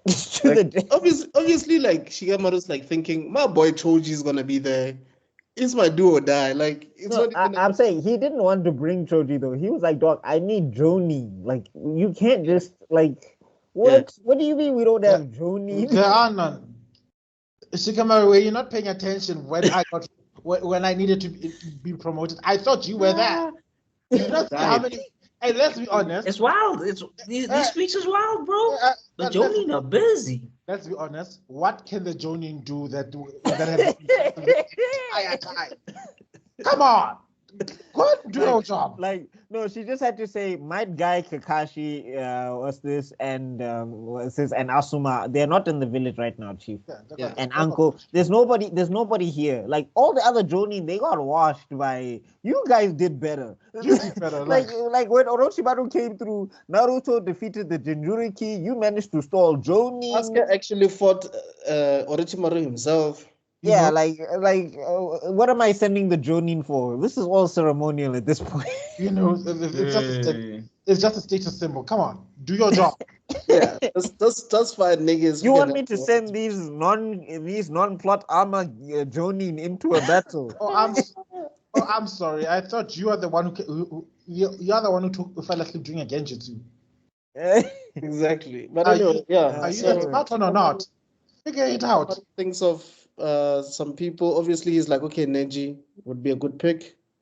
What's crazy is that the dog had 30 minutes to pick a squad, make a strategy, and leave to go save Sasuke. Like, dog, that's a lot of pressure. Now, what also gets me going is like, Sasuke left of his own volition, guys. Yeah, they don't know that. But remember, Tsunade doesn't even know Sasuke, bro. Like, he's just getting all this information, and it's like, okay, let's save this kid then. Yeah, what gets me going? Did Sakura tell them that like, oh, he got abducted, or is it he left by his own volition? No, but even if you're talking about left by his own volition, he got bit by Orochimaru in the neck. They don't know how that curse mark works. Yeah. In their mind, it's like it's brainwashing, or they're just like, if it came from Orochimaru, it's influencing him. If it came from Orochimaru, there's no way it's just in J. He's just going. There's something going on there. We have to save our own. This is where the village needed him back. It's like, oh, so your son was made in ritual combat, where the odds fair. So he didn't get killed. Blonde-headed demon. You blonde-headed demon. It's less a defeat and more of a failure. Like if I was tonight, I was like, okay, so he walked up and left. Yes, was he under any genjutsu? Not that I know of. So he left on his own intention. Yes, though. What is the problem? But I'm saying Tsunade also knows Orochimaru. Orochimaru almost got her, and she's a grown woman. Yeah. Orochimaru almost had her manipulated, and she's a grown woman. She's like, there's no 12-year-old that can defeat the wiles of Orochimaru. You gotta go get this kid out of there. I would have just okay, we are updating our bingo books. Naruto Sasuke is the latest rogue ninja. Let's notify all the other villages. But he's a friend, and your friend left your ass. He left your ass. I have a village to run. I ain't got time to waste. Bro, chasing after an angsty teenager. Bro, like save this for a breast, please. I haven't got time to waste chasing after. And then counter argument. Do you really want to have Orochimaru with the Sharingan? Shit. Oh my soul. And the thing is, he would figure it out. That is a problem. Okay, Shikamaru, go after him. He would figure it out. Yeah. You've activated my logic card. Shikamaru, go after him. Wait, what? What about the Jonin that got better things to do than chase after a kid? But it's Orochimaru, and that's why I'm sending a kid. He's the only one. He's the only one he might actually take a time. You'll never expect it. He's the only. Those are the only people that will take time he wouldn't take time to kill outright. He might waste time looking at your ass. Mm-hmm. But anyway, Okay. I think he was even skeptical to take Naruto along, wasn't he? No, remember, he didn't even think about taking Naruto along. Tsunade was like, you probably should.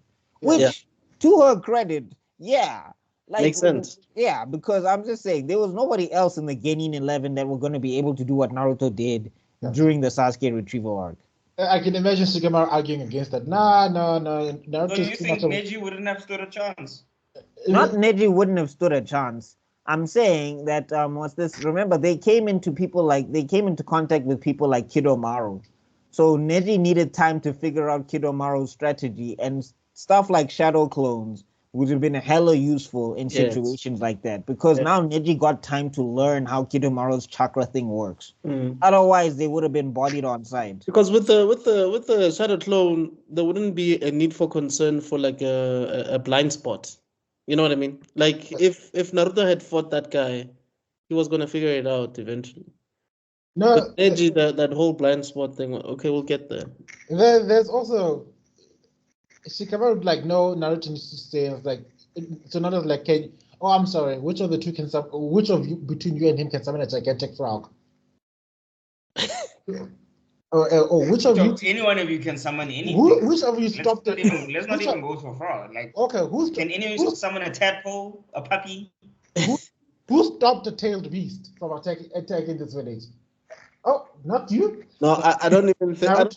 I don't even think Tsunade would have that discussion in that detail with Shikamaru, because I think she's like, you're smart enough to figure this out, bro. No, it's like I've got way too much paperwork to deal with. Yeah. Questioning my orders, okay? Like, Naruto, go. So, and I got some gambling to do later, so. I'm sorry, who's the Hokage here? Why do I have to keep repeating myself? But also, your jobs. This also shows you how useless Sakura is, because why wasn't she part of the team? What was she going to do at that time, dog? No, that's what we saw her in the forest. We saw her in the forest of death when she had a chance to do something. You're proving my point. Like, that's how useless she is. She was not even an option, bro. Hey. No. This is a once in a lifetime request. And then like, okay, what should I do, Sakura? Sakura, go make me some tea. Bye. Also, guys, can you imagine this? How insane is this? The woman you love is begging you to bring back the man that she loves. Oh, dog. Yo, Bold and the Beautiful couldn't write a better script than that. That's when I was looking at Naruto. I was like, Chief, let this forehead go, please. It's one of those moments where you realize. I think it was at this moment when Naruto realized one of the truths and heaviest burdens about love is that sometimes you need to do things. If you love someone, you need to do things that are best for them, even if it comes at your own expense. Yes. I mean, your choice to love someone doesn't guarantee that they would choose you as well. But I'm just saying, at the same time, like, can you stop treating Naruto like can you stop just hitting him for things? Can you stop just being mean to him? And can you maybe, if he wants to take you out for some ramen, just say yes once, just to see what it's like. I mean, he did save you from a Jinchuriki. Naruto's like an irritating younger brother to Sakura, bro. Yeah, the irritating young brother that literally risked his life to Gaara to get you out of there. You don't even wanna maybe. She doesn't. And then you thank your boyfriend who doesn't even acknowledge your existence. So. But anyway, so he picks his team, they head out, and then they start chasing these guys, which has one of the best opening in this first arc for me. Like in this part 1, that because obviously the openings change per arc, right? So that whole thing of them seeing them running there, that was pretty cool, man. Yeah. We are fighting. Is it Fighting Dreamer still? No. It's the one that starts with, I think it's like Sakura. Oh, no. Sasuke it's Naruto and Sasuke. Yeah. Yes, but that's what the guys were running. Yeah, that song. Baby, that's all I know.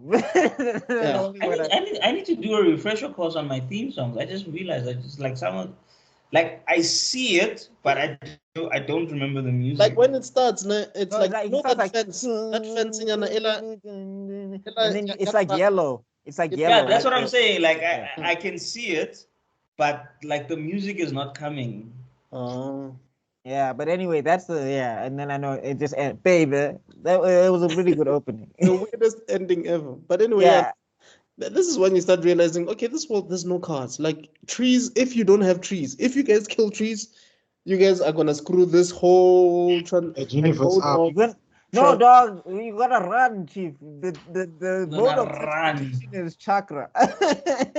Those trees are the best. Kenyans are gonna look at you and go like, "Yo, these guys run." I Yo. think he also helped the animators because I'm sure he was thinking, okay, these guys are gonna be drawing.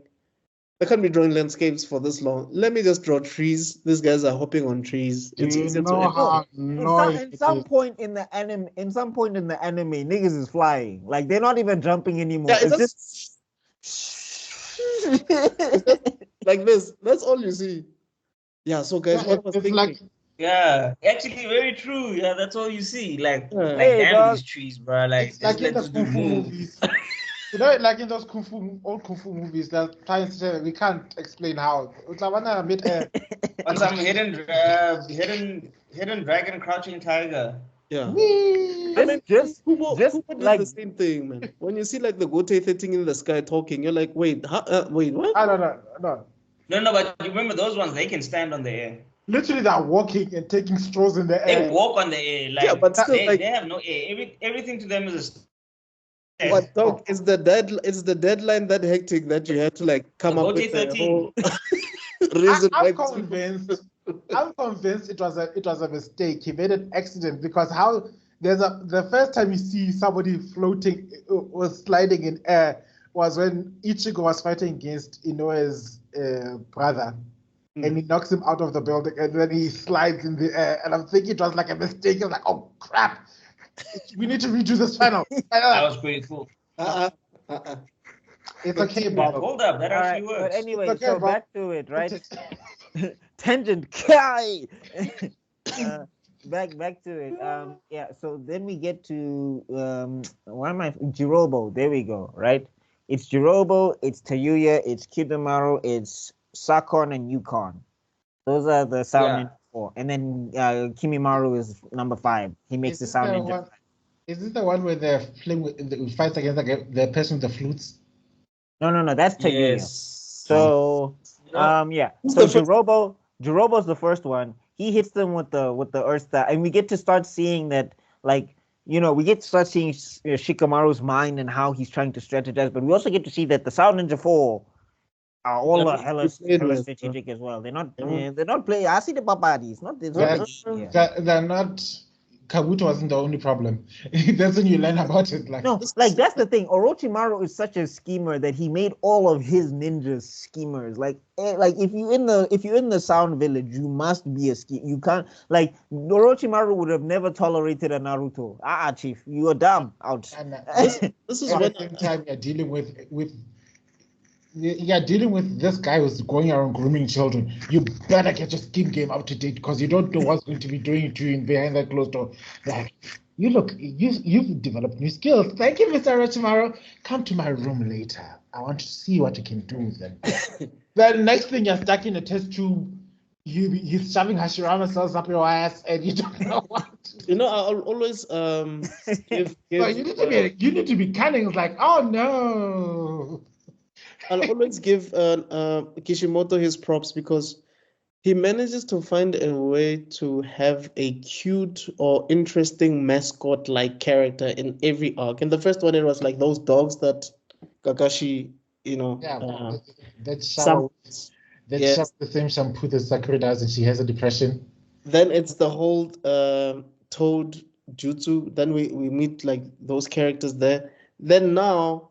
We're starting getting used to Konohamaru. Not Konohamaru, man. What? Akamaru, yeah. Like now we're starting to know, there's Akamaru, and now we're seeing how cool Akamaru is. Which is weird, because that name is from Akamaru Jump. I figured that out later. I was like, this so-called shonen Jump. Akamaru Jump. Yeah. Isn't it? I'm not making the connection. Akamaru Jump is a magazine in Shonen Jump. Is it not? Wait, just give me a second, because maybe it's because of what's that Bakuman? Ding, ding, ding, ding. I think it's actually called Akamaru Jump, not Shonen Jump, isn't it? Ding, ding, ding, ding, ding, ding. I'm adding Yeah. elevator music. Akamaru Oh, Jump. it's Akamaru Jump. Yeah. So it's not Shonen Jump. No. Where did No, Shonen Jump come from? No, then? it's Akamaru Shonen Jump. Oh. Yes. Okay, now. Okay, I'm sorry. I was keeping the audience occupied while they're busy doing a research. Oh, Sure. thanks for the background music, buddy. Anyway, so Not copyright. Robo, and then basically what they do is he traps them in the boulder, and then Shikamaru doing like genius plays. Like that's the thing about writing Shikamaru. That has to be one of the most stressful, Challenging, stressful stuff, dog. Because you got to think smart stuff, or even if it's just regular stuff, you got to make it sound smart. Because Yeah. the thing is, the obstacle itself has to be smart before Shikamaru comes in to solve it. I think and that's perhaps to people don't realize the writing how difficult writing a genius can be. Yeah. Because you need to show how smart a person you are. A genius is always ever as smart as the author that is creating it. Yeah. Gents, So- I'm gonna go have to eat, so I will still be here. I'm just gonna turn off because I am starving. But let's continue. I'm turning off my video because I have to move. Yeah. Okay, I'm cool. Please cool, hold cool. while the author needs to go eat before he faints. Yes. Anyway. Okay, reverse summoning jutsu. Why am I the sound effects guy today? Anyway, so Shikamaru does that genius play where he figures out where Jirobo is within the barrier, and he figures out where the weakest point of the chakra is in the barrier. And you get to see that Shikamaru is smarter than Neji. Like Neji catches on, but it takes time for him to catch on. Yeah, true. Which is kind of interesting because it's like with his Byakugan, he should have been able to see all of that, but maybe because his chakra was getting like sapped, he wasn't having the brain power that Shikamaru had. Like, I think that's the thing that makes Shikamaru so interesting. He knows he's not OP, so he knows he has to. He needs to use that brain of Hey his. man, that thing's working at a 32 with like he's got a 32 gig RAM up in that shit, just working. 64. And then we get an interesting fight. So they break out, and then we get to see Choji versus Jirobo. Now, at this point, everybody's looked at Choji as, like, I mean, I think even Mr. Extrodin last week was like, Masashi, why are you always having Choji eating, yada, yada. This is the payoff. This was the one that shut all the Choji haters. Everybody that thought Choji was, What is this kid gonna do? Oh. Okay. That fight was like it was a really interesting fight because like Choji and Jirobo, they function very similarly. They're both power characters type of thing. They're not like about a lot of finesse and all of that stuff. But we get to see Choji, he does his expansions, he does his partial expand. And they do a lot of sumo stuff in this as well. Like there's a lot of sumo grabbing by the belt and hoying and everything and all of that stuff. Which was that was like a little fun thing. And then we get one of the most best moments in OG Naruto. Fight me, I don't care. Butterfly, and I don't care if he doesn't say it in the anime. Butterfly bomb. Extrodin, mute yourself. We can hear the dishes. Oh, sorry. Kitling. No, it's his kunai, Hey, guys. It's his kunai, guys. Yeah, it's his kunai. He's in the middle of a battle. Yeah. He's fighting off the dishes. He's fighting them off. No. He's the fact that he's eating is just an excuse. He's actually having a fight with several joining class ninjas, trying to shut down this podcast because they fear that it might challenge the leaf one day. So, ting ting ting. And yes, I do agree with you. It was one of the coolest, and also you saw his personality. He's this meek. He's this big, powerful guy, but he's very meek and sweet, and really is not about that life. Funny enough, And then that's you how all also these see money big guys yeah. come. Sweet little balls of giant balls, you know. Gentle giants. And The term gentle giants doesn't come out of nowhere. There is truth to it. This coming from a person who used to be called a gentle giant. That was before the dark times. Before the I was times. about to say you were gentle giant, Yeah, but shame. you've Up until explained it. the dark side took over. Until Until the Hollywood Palpatine attack, was aware. You Until know? Palpatine what was alana. until the live action adaptations attacked. Yo! You know somebody's asking us to do a live? Yeah, like, Anyway, so back to it. What's this? Yeah, so we get to see Butterfly Bomb. That was one of the great, like, because I used to play a Naruto Ultimate Ninja 3 on the PlayStation 2, and that was one of my favorite attacks. Where Choji would be like, with my last breath, I will stop you. Butterfly Bomb. I was like, yo, never knew a butterfly could have a bomb like that. Yeah, and then so Choji's busy, and then I thought Choji was gonna bite it because like when he keeps talking about the pills, like I was broken at the end of that fight because I thought Choji was dying. I was like, oh no. I just started liking you, my guy. No. don't die now. Don't go. Don't leave me. Don't go into the light. That's when I knew that Naruto, like anime, was different. I was like, dog, I've never watched a cartoon and thought, you know what, Eden and Eddie are gonna bite it next week. I was sitting at the edge of my seat, like, yo, did Choji make it, guys? Please tell me Choji made it. And then we go to the next fight, which is Kidomaru and Neji. Woo! One of the best fights. Because now this is two different. Like I believe our friend, you know, I believe our friend Rono Zoro. I believe Zoro said it best. Like it's always interesting when two different personalities like fight or whatever. And like Kidomaru, he's this brash and violent and cocky and Neji was that. Now he's something else, which is interesting. Yeah. Like Neji was the brash, violent, cocky. He saw himself in this kid, and I'm thinking it's like, oh boy, the things I'm going to do to you will be therapy for all the times I thought like you. It's like, you know what? I could talk no jutsu yourself out of this because I would say like I was like you. But this show ain't called Neji. It's called Neji. It's called Naruto. I can lay hands, and I need this therapy right now. Like it was such a crazy fight, like because also like the way it starts, like Neji with the gentle fist, like bro, that thing was so cool. Like I was walking around the house like just. What are you doing?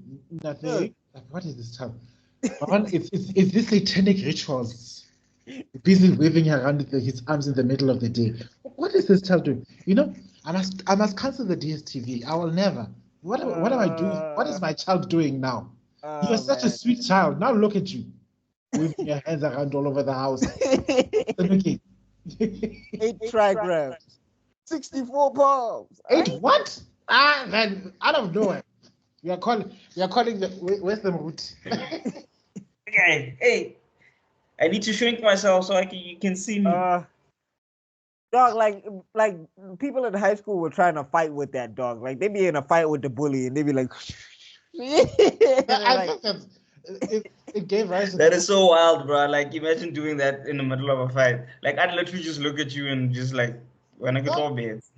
Like I'd literally smack you. I'd literally hit you like this. There's that see. I think it's a Vine or something. Don't fuck with me. I've got the power of God and enemy on my side.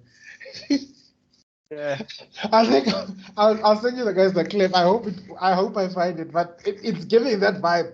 Everyone at school's like looking at this kid. What are you doing? I got the power of God and enemy on my side. Yeah! And start poking people doesn't work. Anyway, what's this? So yeah, like that was one of the dopest moments where we get to see that this, like first Neji waits for the arrow and then he breaks the web and then he like runs on it before Kidomaru can even respond and then he's like, Zoof. As you said, game over. I was like, yo, Neji, That's when the John Cena music started playing. At that moment, Shikamaru should have been asking, why did I need Jonin for this in the first place? Like, Choji took down Jirobo, and Neji is holding Kidomaru at this point. Like, that's insane. I would have been like, I've never felt so stupid. And all these guys are Jonin, by the way. Yeah, the Sound Ninja 4 are Jonin. They're not Genin. And they have full curse mark. Let me guess. Do we hear from these characters ever again after this? Ah, they did. Orochimaru would have killed them himself. Ibaki got a hold of them, so you know what happened to them. I can imagine the battle report. I swear to God, Tsunade sent the crystal ball to his office as well. Like, we have a special delivery. What? Especially from the fifth Hokage. Written snake ass bitch watching despair. Yeah, like Choji is the first of the Genin of the rookie 11. Is the rookie 11 rookie 9? Rookie 9, I think. Yeah, the rookie 9. He's the first of the rookie 9 to actually kill somebody. Choji. Yeah. That gentle giant. You see what happens? Up until this point, none of the rookie 9 have ever killed anybody. You see what happens when you push a gentle giant too far? You know, there's that. Like Jirobo bitches out at the end because he's like, no, bro, please don't do this. There's always that meme that goes like, the quiet kid in the classroom. Like, he's always been so quiet. That's quote unquote the gentle giant of the group. The quiet ones have the biggest justice. There's a term. I always forget what I'm like. Justice complex. No. It's like they feel the pain. They feel the pain that the other people are feeling. Oh, empathy. Okay. Yeah. Empathizers. There's a term for it, but it's like in a sense of when there's something wrong, and then they don't see the class or the people in authority doing something to correct the justice, they'll take it upon themselves. That's why you find the White Knights. That's why you find the kid in class suddenly that quiet kid in class suddenly fighting the bully in the classroom because you as the teacher didn't control the class. Oh, have we lost the Fire Lord? Who have we lost now? What's going on today? Hey. They're getting summoned to Mount Miyaboku, Chief. No, the Sound Ninja are coming for them. They just they took out Extrodin, now they're taking us out. You better be careful. Lord, hey. Keep your chakra on the alert. Raise your chakra, my friend. They're coming quick. I'm basically Choji and then Zuko. They're back. Hey, dog, we were getting ready to fight, Chief. I'm trying to summon my shadow clones. Yeah, I was about to find a butter knife because I can't cut like, okay, I need to summon them. You're like, yeah. You needed a kunai. Butter knife kunai. Damn it. Where's the knife? Hey, man. I think one of us said it here, but like, anime characters have the strongest teeth and the weakest hands because those dudes be biting their hands like it's just butter. They're soft as palms. Their palms must be so delicate and soft for it to just. No, but they also must have crazy healing factors because it's bite, bleeds, the whole hand, and then Fushioshi no Jutsu, and then it's gone. Then no more bleeding. Anyway, back to it. So then we got to talk about this moment. It's one of my favorite moments in the fight. 8 trigrams, 100 and what? 132 palm. He doubled. No, he 128. 128. He doubled it, not tripled it. He doubled it. So it's 128 palm. Yo, that thing was so dope. Because even like Masashi knew how dope it was because he showed it from 3 angles. like he had Neji do the pose and even the camera, like the battle stopped, Kidomaru stopped, all the spiders stopped. Everybody was just like, yo, this is some sick. What did he do? Did you see that?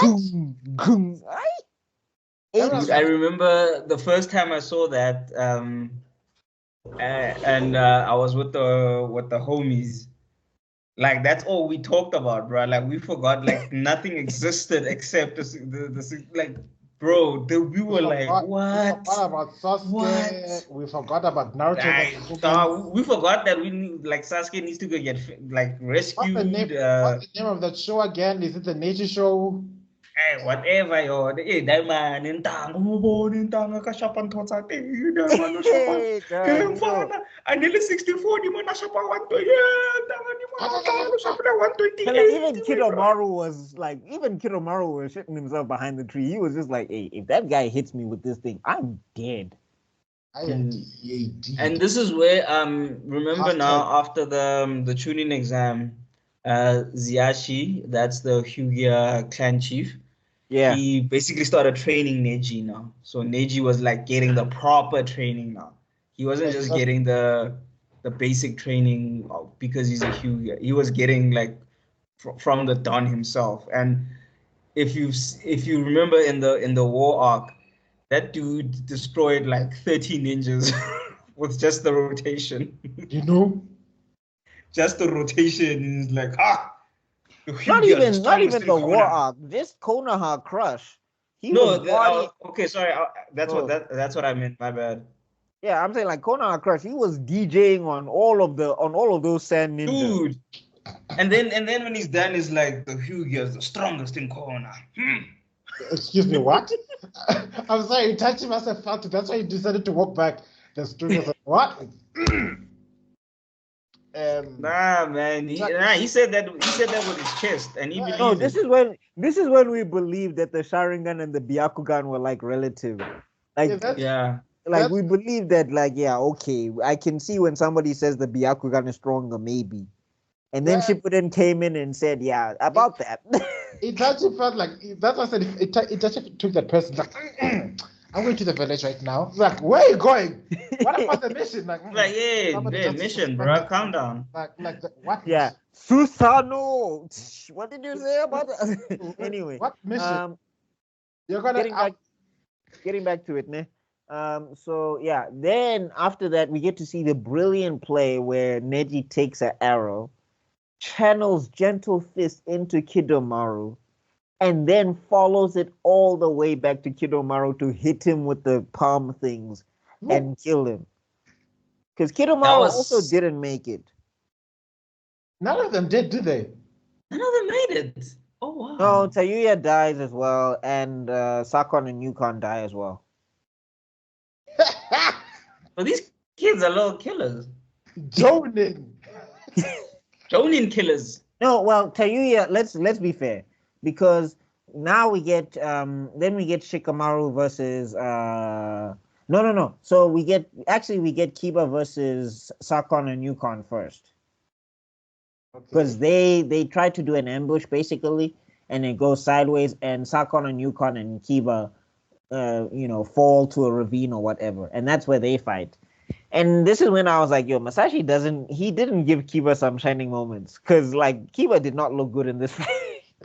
Yeah, I was trying to find a good moment for Kiba in this fight, and it was an okay, like the fight itself wasn't even great. It was just an okay fight. I mean, the Fang over Fang looked kind of cool, but should we care about who? What's the name of the child? Yeah, he has the dog.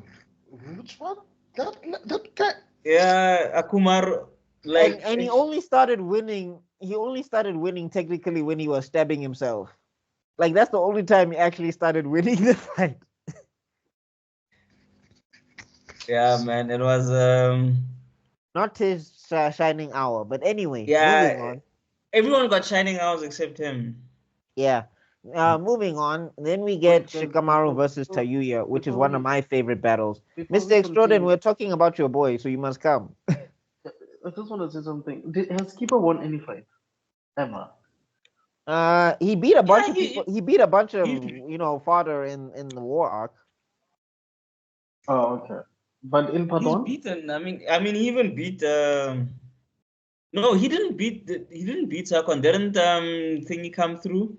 Yeah, we're about to talk. Yeah, we're about to get there. But I'm just saying, like, basically in part one, Kiba was the Yamcha of the group. That's all I wanted to say. Ooh. But he changed. Wow. He came in, dropped a bomb, and bounced. You know?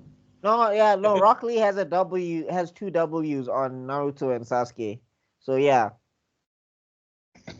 Hey, he beat the brakes off him quick. It was one of those moments it was one of those few moments that Sasuke was beginning to get humbled. Yo, I think, if you think about it, ever since he met Rock Lee. No, Sasuke's whole trajectory is that he'll flex and then he'll get humbled, and then he will flex and then he'll get humbled. Sounds Like, like to me. That's why, like, Killer B, when they introduced Killer B killed him like 3 times in that That fight. was the most disrespectful. I was trying to avoid, but that was the most disrespectful, humble. Like that. That's like Sasuke was.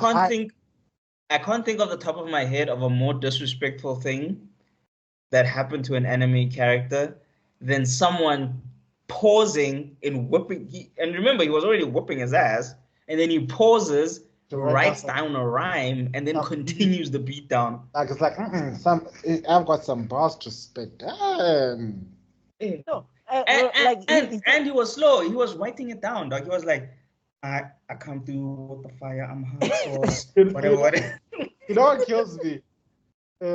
My man hates Killer B, so it's just like I can only read him in the manga, but I can also not watch him in English because those rhymes make me they make me ill. No, those rhymes are horrendous, man. No, like, the thing is, Masashi makes fun of Killer B's rhyme style the entire time, though, because everybody is just like, dog, you don't know how to do this, and Killer B's like, bruh, I don't care. Your spit game is whack, chief. No, Killer B don't care, bro. He's the ultimate SoundCloud rapper. He's the ultimate SoundCloud rapper. You can tell him he's trash all day. He doesn't care. He'll put out like 15. He'll put out more stuff. His album is trash. He's putting out 2 tomorrow. Again, what's that artist's name? I'm forgetting his. He's like the guy whenever he draws somebody they hated. What's this? Rasta. Oh, Rasta. Yeah, Rasta. Yeah, Killer B is the Rasta of the rap game. Yeah, he's the Rasta of the rap game in the Naruto verse. You tell him it's horrible, he makes more. Like, he's the guy who's in he's in a feature everybody skips whenever he's on. Like, they just they skip his parts. But when they see him box, bro, it's like, yeah. I think it's that song, Lamborghini Mercy. Yeah. But who did they skip in Lamborghini Mercy? Kanye West. Sorry, compared to Aaron. So I mean, also like King's. I don't skip anyone in Lamborghini Mercy. No, I mean, a better example would be King's Dead, where Future was like la di da di da snap, and I was like, okay, skip. Yeah. Okay, fine then. Yeah, because I'm sorry. Because I was like, because Kendrick and J Rock were rapping, and then la di da di da snap. I was like, okay, I song's over. Yeah, no, he already had paid off his house. He had his car sorted. The school fees was already paid, so he was not hungry, though. It was stress-free. I was like, that wasn't even a mask off, my guy. You couldn't even mask off for us. You had to la-di-da-di-da. Like, okay, yeah, here's a nice example. Anyway. That problem song. Okay, so then after that, then we get Shikamaru versus Tayuya. This battle it's one of my favorites. Like, it's so underrated. So, like, we get to see Tayuya's genjutsu and everything, but we also get to see that how useful a kunai can be, because we've not seen these kunai being useful at all. By the way, have been decorations. Sound 4 of these, like, is there a leader here? No, not really. They're all. There is not in the Sound 4. There isn't a leader. In the Sound Ninja 5, it's Kimimaro. Kimimaro is the leader, like big time. But out of those 4, they don't look at each other as leaders. I mean, as followers or whatever. Everybody's like, Taya tries to be the leader, but like no one really cares. But they're just more because she's the one with the bad temper, so they kind of just let her think she's the leader, but there's no real leader. Yeah, and then we get to see one of the cool. So like, Shikamaru's trying to figure out a strategy, and then he's like, I got 12 kunai, I got this, I got that, and then you see him counting down his moves. And I thought that was one of like the slickest things ever. Because there's not a lot of action happening, but it's so interesting with what's happening. You know what he's saying? It's not the flashy backflip, front flip, Rock Lee stuff that we love.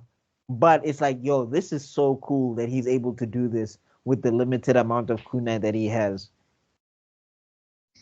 And like when he starts explaining his plan, it all comes together. Because when I was watching it the first time, I was like, dog, what are you doing?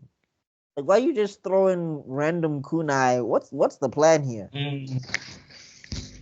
And then you realize what you see is not what is. Right? With Super Mario, it's always an adventure in his battles. Let's be honest. Yeah, no, that was so dope. Okay, true. And then we get Kimimaru, Naruto versus Kimimaru. This one is very forgettable and skippable to me because it was just Naruto, freaking out and throwing shadow clones, and Kimimaru just kills the shadow clones. Like, it wasn't that interesting of a battle. I think it only really gets interesting when Rock Lee enters the scene. The green beast lives again. But now the problem is that he didn't get to beat Kimimaru. I was like, God damn it, Masashi. Rock Lee. Like, Rock Lee's best fights, unfortunately, happen to be literally against protagonist level people, and who also have a little bit of minor plot armor. So they have Kekkei Genkais or Jinjuriki. Like, he never gets to fight like a regular ninja. You clap them. A regular strong ninja, He's always fighting somebody. They got weird bone powers or like something is happening. Okay, like quick tangent. How insane is Kimimaru's power? Like, dog, it's nuts. The dude took out his spine to make it into a sword, and he was still walking. I don't get it. I was like, how does this work? You know what's the worst part? In the manga, you see blood and everything, so this thing kind of hurts. The weirdest Kekkei Genkai I've ever seen. It's not like you're pulling out a Z or something like that. I mean, literally pulling out. Yeah, and also remember, he doesn't even need to. If he can just regular box you and just harden his bones and then just beat the crap out of you. So even if you kick him, he just makes his bones stronger. So now you actually hurting yourself. Like, it's. Is this the fight where he gets drunk? Oh yes. Hey, we get to see that drunk. That was cool, man. Like I know Masashi didn't let him win the fight, but yo, that was cool. Like I have watched that thing on TikTok clips and on Reels in numerous times, like an inordinate amount of times. Like, that thing is so living an underage child alcohol. He's so quick. He's so quick. He's so effective. Japan doesn't care, Tebello. How many sexy dudes have we seen up until this point, my guy? No, but also even in the story, it was a mistake. It's not like it was deliberate. I think he just accidentally took something that he was not supposed. Yeah, he was supposed to take. He was supposed. So it was on the desk, and then Tsunade said, "Take your medicine." And then next to it was a sake bottle. So he took the sake bottle instead of his medication. Okay. So they were next to each other. So that. Basically, I wanted a drink. So it's like basically, but picture this is the same thing, and then they just put it in like, oh, by the way, here's your medication, and then you didn't see which one it was, and then they take this one, and then that happens to be the alcohol. So it's not like it was on purpose. But yo, there was one of the dopest fights ever. Like when he started fighting backwards, I was like, okay, Lee, let's go, Lee. Yo, that was crazy. That was insane. And then after that, like Kimimaru was like, okay, I'm done playing now. Here's my Kekkei Genkai. And it was enough to wake. It was like Rock Lee wasn't drunk anymore. He sobered up real quick. Hey, I honestly think that this arc was probably one of the most challenging arcs for. Yeah, but it was also giving a crescendo for many character arcs if you pay attention. This Yes, I wanted to say that actually. Yes, because I mean, it's definitely the conclusion. So he had to give them all something. Because at least with the Rock Lee, even though he lost the fight, now we are happy that he's actually eligible to fight again. Mm. Yeah, so it was good. So how did they beat Bone Guy? No, so this is where we get the This is where whole, ding, ding, ding, boom. yeah. Yeah, Yes, but I think Naruto also intervenes for a bit. No, he doesn't. No. He It starts with goes Naruto, on. and then Rock Lee intervenes, and then he goes off. Oh, and yes. then the final boss of interventions come through. Gara. And then Yeah. for So it was it Operation. It was Operation Repay the Leave. So Tamari goes to Shikamaru, Kankuro goes to Kiba, and then Gara goes to Lee. And those are born killers. They the moment those people entered, the Sand don't play. The Sand don't play. They don't leave survivors. They're not nice. Yeah, they're living and they talk no jutsu is do you want to die quick or do you want to die slow? That's they talk no jutsu. The funeral. With them, like, it is pretty clear that these people shouldn't be genin. Like, they shouldn't be genin at all. The Sand. Mm-hmm. No. I don't know how those Sand guys were getting. Like Kankuro alone, he should have been he should have gone in there as a tuning as a tuning minimum. Let me tell you. Never mind Tamari and Gara. Like I think it's because their respective villages didn't have that village didn't have that head at that time because they didn't announce who's the next Kazekage. So I'll give them that pass, but I bet after every win, Tsunade was busy updating the file and Choji chilling. Who did he do? No, but the Sand got bodies. Like when they 124 pounds, 120 what pounds? Distinction.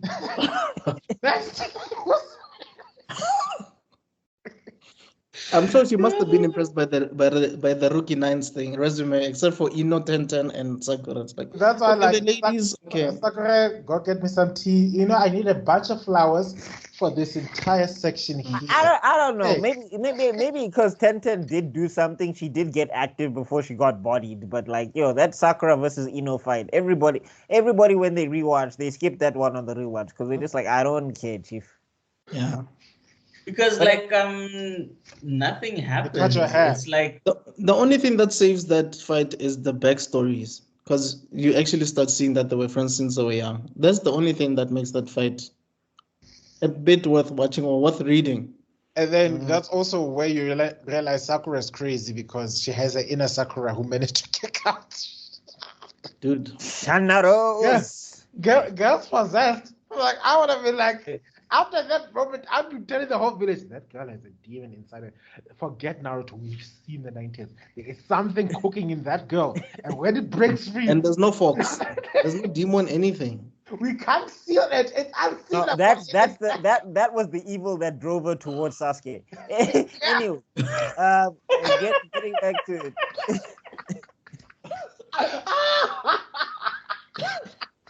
That was the thing. It was whispering in her ear the whole time. Don't let him leave. Shanaro. If Pila ever watches this, I'm sure he's gonna you're disrespecting his girl, dog. Shanaro, you love Sasuke. Shanaro. Ignore Naruto, Shanaro. Anyway, getting back to it, right? So, Gara, they step in, and then also, Kankuro, Tamari, they kill Tayuya, and they kill Sakon and Yukon. It's not... and it's... No, Tamari didn't even waste time. Tamari's like, yo, so give me an update. And the dude is like, well, her powers are A, B, C, D, E, F. Got it. And it's like, oh, that's it? And then she was just like, fuck it. 3 dots, fan. Wow. No, she was like, oh, this forest, we don't need this anymore. This whole forest is going. Dude, she was like, okay, shit. I got lunch in 30 minutes, man. I ain't got time for all this. I don't know what they do. They leave for you to spend time thinking about these things, but I have got to go sign an appointment. This hair will do itself. You know, she's like, "Ooh, dude, I've been waiting 2 weeks for like, this hair appointment." Like Kankuro's move is like it's actually very scary. Like when I think about it, it's like it's almost like a mini torture move because he like closes you in a dark room and then you just get stabbed from all directions and you don't know what happened. And worst of all, while you're still getting stabbed, you are getting poisoned. Don't forget that. Who was Konkoro fighting again? Sakon and Yukon. Yeah. The Bones guy. No, the two-headed dude. The two-headed dude. Yeah, is it not the Bone guy? guy? The one Kiba was fighting. No, the Bone guy is the Bone guy is Kimimaru. Oh. Okay. Yeah, so he's the one with the two heads. So like they sanitize it a lot in the anime, but in the manga, it's just like, yo, dog, this is actually, and it is. Remember, he gives you, he locks you in that thing, and then the limbs they turn into knives, and then they come in. So it's like kind of that magic trick, that woman in the box magic trick. Yeah. But except there's no knives missing or fake knives, they stabbing. So, but don't forget, and these knives are poisonous. So even if maybe you're gonna try and like, okay, let me break out of this thing, now your chakra's messed up because you've been poisoned. So now you can't even sound. I think this also shows you how effective of a leader Tsunade is. Even though she had entrusted Shikamaru to come up with a team, she knew that reinforcements could be of paramount importance. But she got Rock Lee there and still managed to convince the Sand to go there and be of aid. That's amazing. She sent a letter to the Sand. It's like, "Hi, I'm Tsunade, the new Hokage here. I need reinforcements. Let me show you what it means to. Let me show you what it means to send. Let me show you what it means to refuse me. You see you see a caved-in table. That was just me sneezing. So, bye." No, it's like, you guys owe us because you worked with Orochimaru. And like, if we want to take it there, I know you've got Gaara, I know you've got Temari, I know you've got Kankuro, but outside of that, do you really have anybody? Because if I said my guy Kakashi, it's like if I said my guy Kakashi and Asuma, I'm pretty sure I can take over the hidden the hidden sand. I'm pretty sure I can take over the hidden sand. Not that I'd want to, because like, who wants to live in sand? I'm just assuming that the hidden sand village is halfway from wherever they were, because I don't know how they got there so quickly. No, because I mean, like even the hidden they were sand on their building, way. like, They were on like their I'm way saying, there for something. Like I'm saying, because the hidden leaf jonin are sad, but the hidden sand jonin are worse.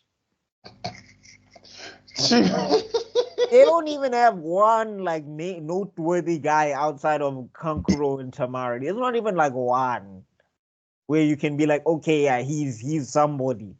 Like, you know, Leaf, we can say Asuma, we can say Guy, you know, even like, okay, Kurenai, because she was fighting, you know, she was fighting Itachi. But I'm just like, okay, she at least was moving. You know what I'm saying? There's things there. There's people there, you know? Yeah, you know. And then you also got the Rookie 9. Like, you know, there's people who can do things. In the Sand, I only know Gaara, Tamari, and Kankuro. That's it. So yeah, so basically then after that, Gaara, you know, Kimimaru, he it's by sheer luck that they beat him.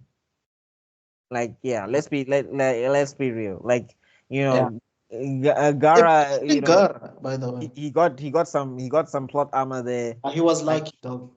No, you see, no, that's what I'm saying. Like Kimimaru, no, that's what I'm saying. Like Kimimaru's power was ridiculous, guys. Like. That guy was the ultimate. His Keiki Gankai was just insane, bro. Like, if Orochimaru had gotten that, like, Orochimaru was not being defeated. But if you're right, the dialogue between Gaara and Kimimaru was like, wow, you're extremely powerful. Too bad for you. I'm friends with the protagonist of the show. You know what that means? Oh crap! It means I have the power of plot armor. I need to last until the end of the season. Shit. Yeah, but shout out to Masashi, man. I think he's able to write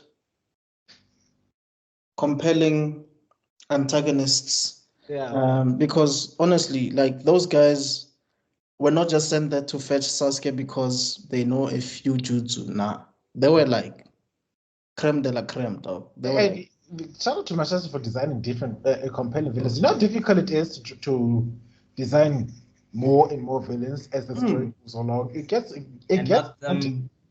after Konoha not to Crash, we be still create such monotone. That's And to give them all like distinct personalities as well. and distinct personalities and abilities. You know, and power sets. It's one thing. Like as much as we love Dragon Ball Z, as things go along, it's basically the same powers. It's just different characterizations. So you different characters, but key blast, super speed, big final attack, or something like that. You know, throw in an occasional body transfer here and there.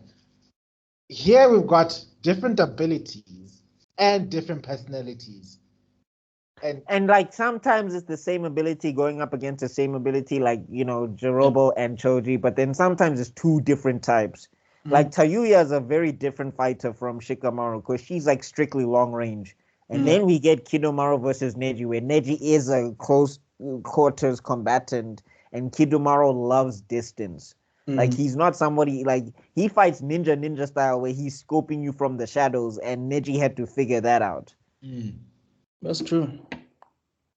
Shout out, man. Shout out. Yeah. So after that, then we get now we get the final round. It goes back to Naruto being the main character again. Yeah. Now it's time. Now like this is it. And I'm saying like for me at this fight right here at this juncture, I want to say that. Like, people always want to, say that Sasuke and Naruto are on equal footing. I was like, dog, Naruto's been running for for a long time now. Bro is tired. He's been fighting Sound people. Ninja 4. Like, he was not at his best in this Before fight. you continue. At the time, Sasuke is busy incubating. Yeah, I wanted to say, like, isn't it weird how Sasuke was just chilling the whole time? He was 100% in that fight, and Naruto was not. No, I'm talking about like before he got out of that thing. Yeah. Dude was chilling the whole time, hearing people fight and like.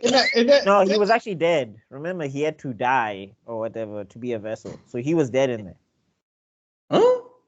Yeah. Not unconscious, dead. No, he was dead. Then how did he?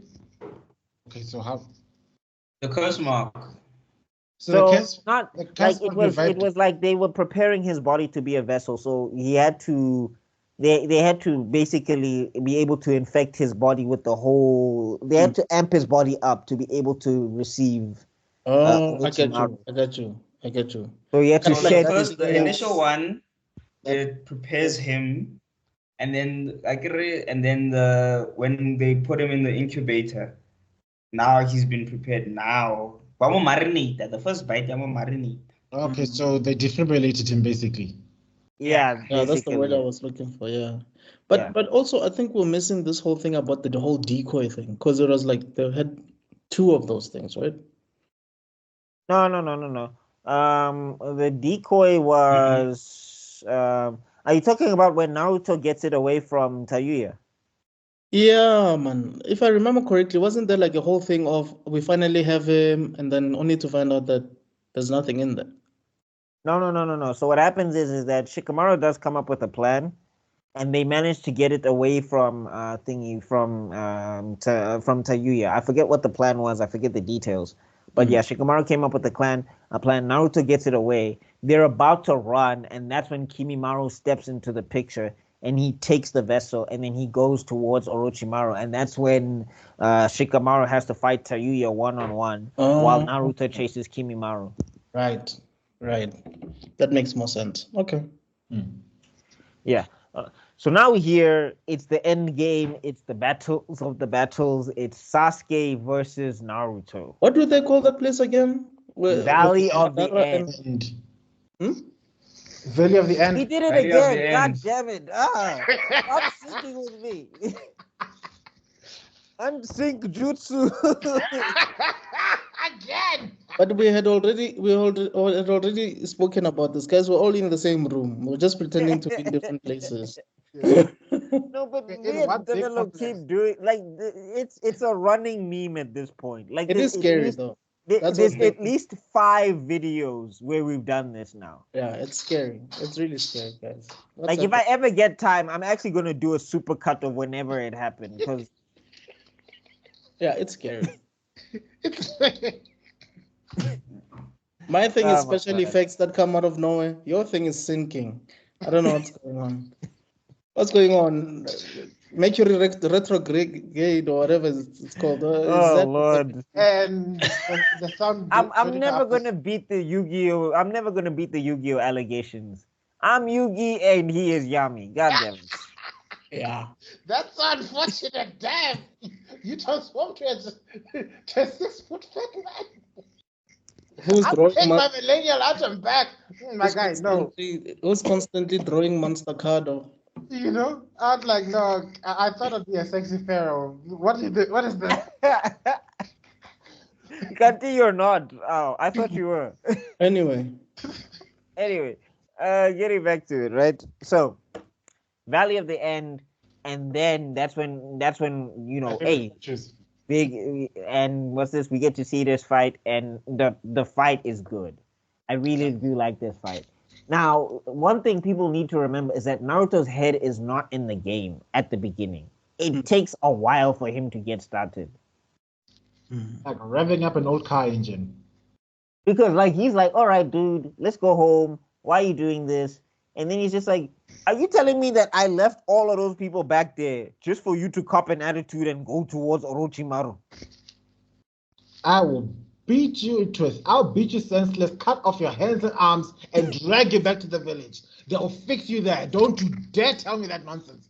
Oh no, my brother was mean to me. At least you have a brother. I let Choji, I let Neji, I let Rock Lee, I let Shikamaru. They could die out there, and you'd be okay. For you. Oh, how nice! I thought that'll be a perfect argument. It's like, do you know how much these people actually care about you so much that they're risking life and limb to come for you, and you're busy being it? Sasuke doesn't care, bro. I would have that. Respect to Naruto for being so calm. I would have guys just like, you know what, Uncle Nine Tails. You know what? Yeah. I think the thing is, he knows that people care about him, but that's the very reason why he's going away from that, because to him, he believes that they're making him weak. That's his mindset. That's his rationale. His rationale is spending time with these people is making me weak, because my main aim actually is to avenge my clan. So chilling with these guys, going on missions, no. Yeah, that's what. No, I understand from Sasuke's mindset at this point. I do understand. I'm talking about Naruto's mindset at this point. That I would be so ready to beat this boy senseless. I'll be giving him the biggest hiding, so bad that his parents in the afterlife would be like, yo. I the thing is, Naruto took time to get his head in the game. He took time to be like, okay, I need to fight. Yeah. Because he's just like, I don't know why you're doing this. And then as the fight goes on, I love how when Naruto does open the first cloak, that's when Sasuke realizes, okay, this is a fight now. My Sharingan's been carrying me here, because the minute he couldn't keep up, bro, it was just uppercut into the air. I was like, that thing is even like an animated GIF. That whole combo. You know how you have to hit somebody that they're floating, Chief? You know when you want to throw up but nothing comes out? That's what happened to Sasuke. There's a part where we don't see his eyes. I think Sasuke took that personally for the rest of the fight. He was like, never hit me again. Even Itachi felt it from wherever it was like, ooh. Yeah, no, that gut punch was something else, though. It was proper powerful. It was. But this is when I started. Itachi felt it. Obito felt it. It was the Senju. It was the Senju Uchiha. The whole Senju Uchiha felt it. Madara from where he was like, whoa, was that a Senju? Oh, the From beyond Okay. the grave. Was I supposed to have the demon fox in me? Cause, jeez. Wow, what is that? But this is when I started feeling like the Uchiha was a little bit hacks. Like I honestly like I get Yeah. that Naruto had the advantage, yes, but like when Sasuke opened the third Tomoe Sharingan and he was just peppering Naruto left and right, and I was just like, so that means that he can keep up with the speed of whatever a Jinchuriki can do. Like the tail beast can give you a boost, but the Sharingan can just decide nah. Like I it think doesn't. that's when you realize that even that fight at the rooftop, had they somehow, I don't know, missed each other with those Sharingan versus Rasengan thing, that fight was gonna take a while. It was definitely gonna take a while. But I did like in retrospect, I really do appreciate like how Naruto was fighting in this because I thought that Sasuke was fighting a little bit cooler the first time I watched it because he's doing the flips and things. But like yeah, that combo when he started flipping and ragdolling Sasuke and through the water and everything, and then he does a Super Saiyan scream. I was like, actually, Naruto was handling himself in this fight. You know what I'm Wasn't realizing? there the time when Naruto formed a gigantic chain of clones? Oh yeah, that was one of my But the favorite water moments was, as well. Yeah. and he was Like, like for me. I don't I'm know how realizing that works, but it looked cool. Look yeah, cool, man. like, if we were to compare these two guys to like soccer players, Sasuke is the guy who likes when he gets the ball, he likes showing skill, right? He would like show your skills to the next guy and whatever. Naruto just wants to score, dog. Give me the ball so that I can score. I think that's. I want to say it. I want to say it was going to trigger the entire fan base, but I want to say it. Say it. Say it. Trigger them. Yeah, okay. Now, to the Sasuke is Cristiano Ronaldo and Naruto's Messi. Oh, Other way gets- around. one gets the jump and the other one just... The one that just wants to be flashy. yeah, because like that's why I was saying earlier in that hospital thing. If you guys remember, I was saying I like how Sasuke was like, dealing with the fight, and then Buckmeister was saying, but Naruto was throwing his punches were like a lot stronger or whatever. So Yeah, it's they were like landing. it's like Sasuke, you can see the natural talent versus Yeah. hard work, the type of thing. Because if we were watching a fight and we were betting, most people would bet for Sasuke based on his natural skill. But some people would just bet on Naruto because they have seen what this guy can do if he actually. No, remember he hit Sasuke once Yeah. in that fight, and Sasuke got pissed. Like Yeah. Sasuke had been hitting Naruto the entire time, and Naruto hit him like once or like twice actually. Exactly. And Sasuke was like, "I've had enough of this." I was like, "Dog, you got hit twice, bro. You've been kicking Naruto in the face, and they hit you once. Now you're having enough." It's like, But I don't think get also- cocky. Also, one thing I've realized about Sasuke, especially in part 1, is he probably never would admit it, but he has a soft spot for Naruto. He's always had a soft spot for Naruto. That's why he shared his meal with him during that test. Line was like, I must kill one of my best friends. I must kill the person I love the most or something like that, and I've decided never to. No, you have to kill your best friend. Like basically, you have to build this bond with your best friend, and then you have to kill them in order to attain. But like what Itachi forgets to tell Sasuke is that you could just go through any random trauma, and I'm pretty sure you can get Mangekyo. Like you don't have to kill your best friend specifically. Yeah, and then Sasuke does say it though. He says like, "Yeah, we became best friends. That's why we have to have this fight, and I have to kill you so I can get my eye powers." Yeah, and everything. And that's where the fanfic started. Yeah, but I think You sure it's not? You sure it's not when they kissed each other at the academy? all those times there was like, oh, okay, yay, we can tease about it, stuff like that. There, you are my best friend.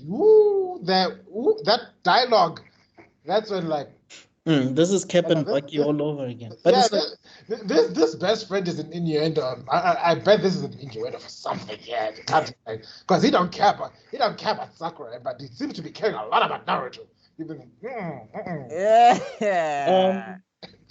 Then it started. You know, I think Masashi always had this. Okay, maybe not always. I think I'm wrong here. But I think in his mind, eventually, he just told himself, the end of part one, these two are fighting. The end of part two, these two are fighting. Yeah. It just has to end like that. That's just how it has to go. Noma kanjani. Phela njalo. So it Sawubona starts ukuthi with- sifika njani yapho. And I also like the moment where Sasuke morphs into this weird Oh yeah, thing, vampire thing. which we never ever saw again, right? I think we No, do you see know what? the- You know what was hilarious? We No, we do, see we it in s- we see it in but Shippuden. snippets, not not to this No, level. I you think. get No, you get we you do. get No, quite a we bit do. of it. We do. Yeah, you get quite a bit of it. We do. He uses it actively. Oh, okay. Yeah. There's at least 3 times that he uses it in Shippuden. But anyway, what's this? Like, yeah, with the whole, what's this? When he's transforming and it's like, yeah, I'm special and everything, and it's just like, all right, bro, we get it. Yeah. Okay. I'm special. I'm Yeah, special. yeah. I'm special. You're the chosen one, but you're chosen by evil. So come, get your head right. You're chosen by Chosen by Snake Orochimaru. Kid. He bit Snake Kid. bit your neck, my guy. Like, There's this line, I think it's in the book from John Milton's Paradise Lost, where the character, well, it's written from the perspective of the devil. So the devil, as he's being cast down into hell, exclaims, "Better to reign in hell, than to serve in heaven." And that's the type of thing you see in Sasuke. Sasuke's like, I'd rather be the chosen one for the bad guys than to be any old good guy Anything. in nature. And that's why you just see his ambitions finally culminate in this form, basically.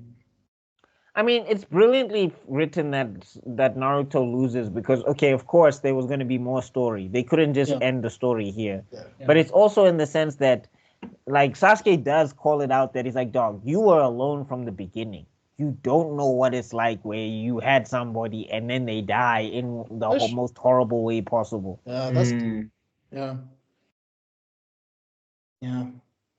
So that's basically You Batman. can't talk no jutsu that part, bro. That's like Batman's moment, straight up. But he did eventually, but we'll get to that point. Yeah, no, that's going to take some time. Yeah. But I'm saying, like, it was like Masashi saying that, yeah, Naruto still has his convictions, but if he doesn't have the if he can't talk no jutsu, like if Naruto is talk no jutsu, he's losing that fight. Like he needs to have those 3 jutsus present. He must have Kage Bunshin, Rasengan, and talk no jutsu. Otherwise, he's not winning. Well, and sexy jutsu, but yeah. I wanted to add is like he needed to upgrade. That's why he needed to go through pain. We see what you did there. See what you did there. Oh, Sekai ni Hinra Tensei. Do people really know how big Pain was, though? Because for me, Pain is basically the Freezer of the story of Naruto.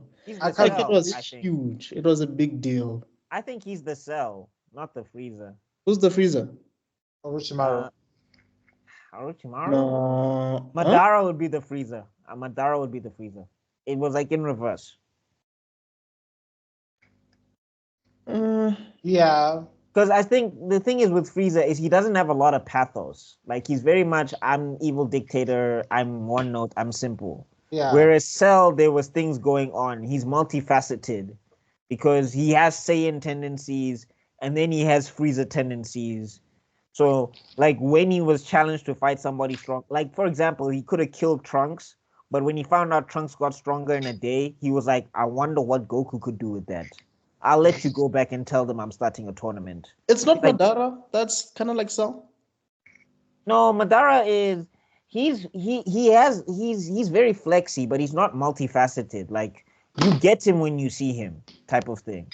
Like he was strong. He knows about the history. He doesn't know how to break the history, so he's just gonna create the world plan. Whereas with Nagato, you saw that he started off as this nice kid. he was like Naruto basically in some of the worst of circumstances, I'd- but he couldn't hack it afterwards when he kept losing people. So that's why he came to the thing that he came to. Madara was always strong in his convictions straight throughout. Nagato was full of contradictions up until he fought Naruto. Okay, fair enough. Anyway, let's Tangent Kai.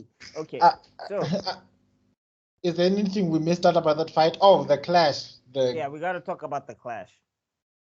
That It's wonderful. still one of my. It's like it's not Goku versus Vegeta levels or whatever, but it is still one of the most iconic clashes in anime. I also like the part where it's the first time you see Naruto form a Rasengan without the clones. I think is that the case? Yeah, it is. Yeah, it is. Yeah, I mean, he was using the tail beast chakra, wasn't he? So yeah, but you But understand that. remember, the Rasengan wasn't because of the chakra. It is how he did it. Because he couldn't do it. yeah, by That's himself. why he used the clones. So yeah, so it doesn't matter which chakra he used. At It was this just the point way in time, he executed the technique. Because remember, also his arm was broken, so he couldn't even do like a shadow clone if he wanted to. But this was super foreshadowing to how it ends in Shippuden, hey? yeah, it is because Masashi knew. He knew. Shit. Yeah, no, he knew. No, like the thing is, yeah, he falters on some stuff. Like some stuff, he just, I don't care about this. Throw this out the way. This is boring. But the stuff that he nails, like that stuff that he wants people to see, the stuff that he nails it. It's like, yeah, this you wanted, Chief. Yeah, so that clash, Naruto had given himself completely over to his rage, Sasuke giving himself over to the darkness.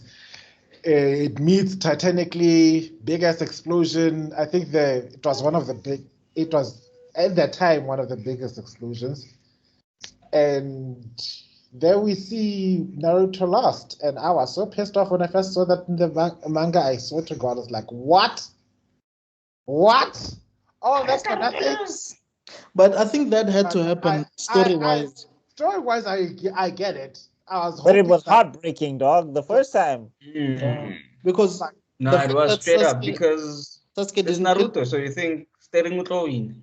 But the fact that Sasuke didn't kill him and he could have, that also tells you a lot about Sasuke. Because Sasuke realized that by killing Naruto is basically playing into Itachi's plan. Yes. And it was the first moment where from this whole mess began that Sasuke acted in any sort of autonomy for himself. That's where you start seeing that Sasuke is going to work his own plan now. Because this whole time, it's like he gets a moment where clarity is like, here is now, he's playing into Orochimaru's hands, he's playing into Itachi's little mind games.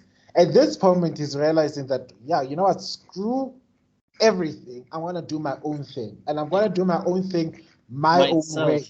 Not even, I'm going to figure it out with my friends and stuff like that. It's like, screw this. I don't care about friends. I don't care about anything like that. I want No. I wouldn't say it's he doesn't care about friends. Like, because you get that whole moment of lingering with Naruto where he's looking at Naruto and Naruto's passed out and all of that stuff. You get this sense that he's just like, I have to do this. It's not maybe even I want to.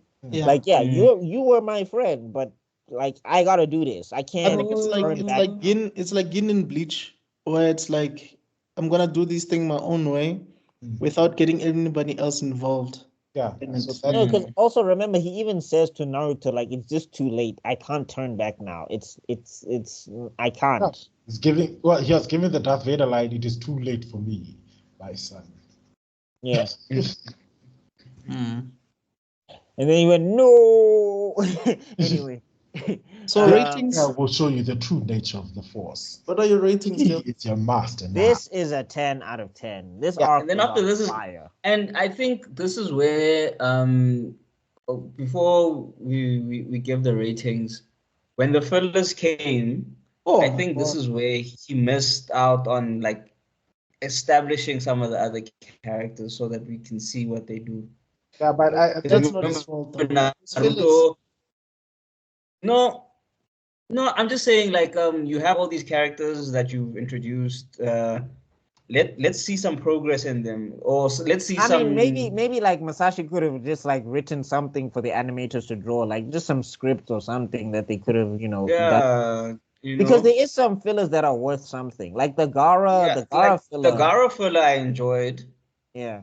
but the rest were I don't even actually I'm gonna be honest.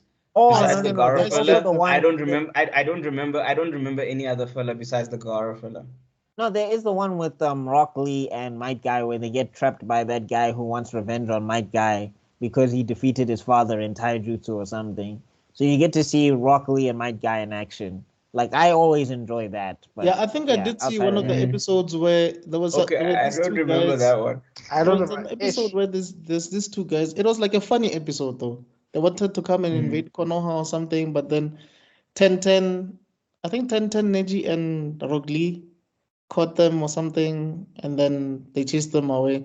But this, oh, there's another filler though that was really dope. There's two with Hinata because I really like Hinata as a character, and I oh wish these two episodes yeah, were where she canon. does with the whole bees thing, right? Yeah, like there's that one where she does Oh. the protective trigrams where you get to see because of her dexterity, she like remixed the trigrams or whatever. And she was like, I have to save Naruto. And I was like, you go, girl. I don't know. Go. That Save was your man, girl. that Save was your basically man. what Save Neji your did. heart band. That's basically what Neji did with that guy, the spider guy. I don't know what's his name, but she did it Hiromaru, like that. She like doubled it, dog. Like she was yeah. very quick with that. And it was like, yeah, this is the results of her training. And I was like, She actually did hers more like lasers. They were Yeah. like lasers. I was Laser like, I cutters. wish this was canon. Sakura bro. wishes she was this dope. Like, Oh, come on. that was amazing. I don't want to. And then there was the other filler where she was fighting this other guy who was using magnet release or whatever or something. And basically, she does like a suicide move and she like hits his chakra point, tackles him off the ravine into the sand and defeats him because she messed up his chakra network. Now he can't stop absorbing metal sand. So he gets encased in metal sand and whatever. And that's how she beats him. And like she beat him when Naruto got knocked out to the side or whatever, because Naruto, you know, he tries rasengan and poof. Yeah, but also So didn't when they Hinata just gets to shine, that I always enjoy that. Didn't they Like touch a outside bit- of that, I don't like any other filler stuff. didn't they touch a That's bit what I'm on- saying. Like you see what Buck you're saying. Like get other people to shine so that we can see. But I know it when we come to Shippuden, it would have been pointless because you see how a lot of them weren't utilized. However, we didn't know that at the time, so it would have been nice to like Yeah. get more of the side characters. Yeah. I just want- I agree. Or they could have just given us some backstories on some of the stuff, you know. They Some do touch backstories on- They do touch on the wolf not the wolf, the fox attacking and things like that. They do- That could have also been something they could have done. They do touch on Shikamaru and how he feels like if he's a failure, he failed his first mission, his leadership thing and whatever, right? Yes, they do. Because it takes his dad, Shikadai, who's like, that's wild, man. You telling your 12-year-old kid you're not a man. It's like, yeah, of course he is. He's a kid. What do you mean? Exactly. I am a child. What does that make you?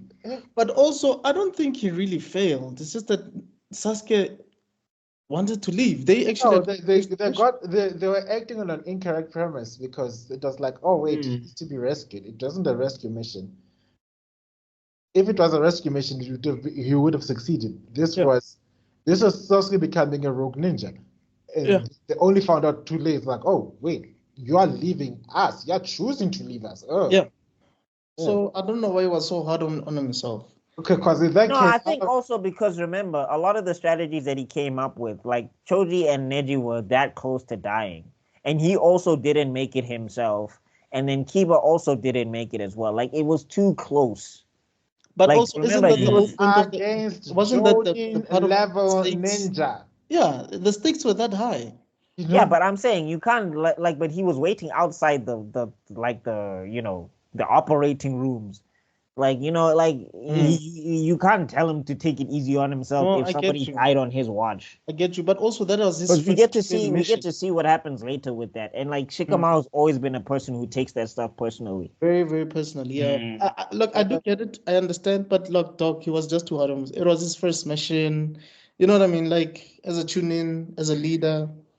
But yeah, It was a good moment nonetheless. But also remember, he's very smart, so he probably just is overthinking it and thinking of things he could have done and steps he could have. So maybe that's also because sometimes the curse of intelligence, the curse of intelligence is you see things you could have changed. Yeah. But I think that's everything. I think that's everything. And my ranking doesn't it end with Naruto leaving with Jiraiya? Yeah, I wanted to highlight quickly that. Right. Yeah, so talk about that. Yeah, we have Sakura realizing that she's absolutely useless and she needs to level up. So she went to the only woman ninja that has any sort of W's to her name, which would be Tsunade herself. I was like, woman, treat me, because I can see now I'm falling. I can see now that I'm the problem, because now I'm stressing out Naruto, because you could see how making him promise that you'll get Sasuke back has become basically it's going to become basically the problem, because you can see now Naruto just wants to keep that promise, and she's like, my brother, the guy is lost, and like, no, I'm not giving up. I made a promise, and that's my ninja way. It's like now she has a guilt of realizing she's created a problem for Naruto to go chase up what she believes is an impossible goal because of her weakness.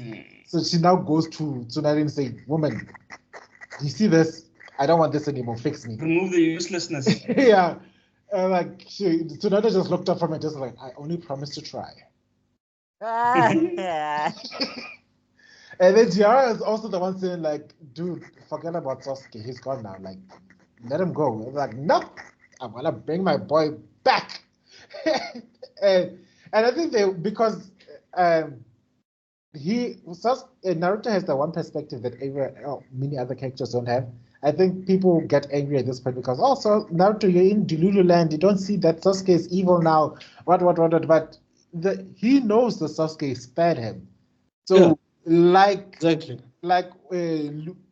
and Darth Vader, it's like he sees there's still some good in this boy, and he's going to bring this boy back home. That's all. But I think even Jiraiya saw it, because that's why Jiraiya still agrees to train him. Jiraiya never gave up on Orochimaru. As much as like the three Sannin deadlock, I don't even think he could have killed Orochimaru. Or if he did, he would have been hella conflicted about it afterwards. Yeah. Like Jiraiya never stopped.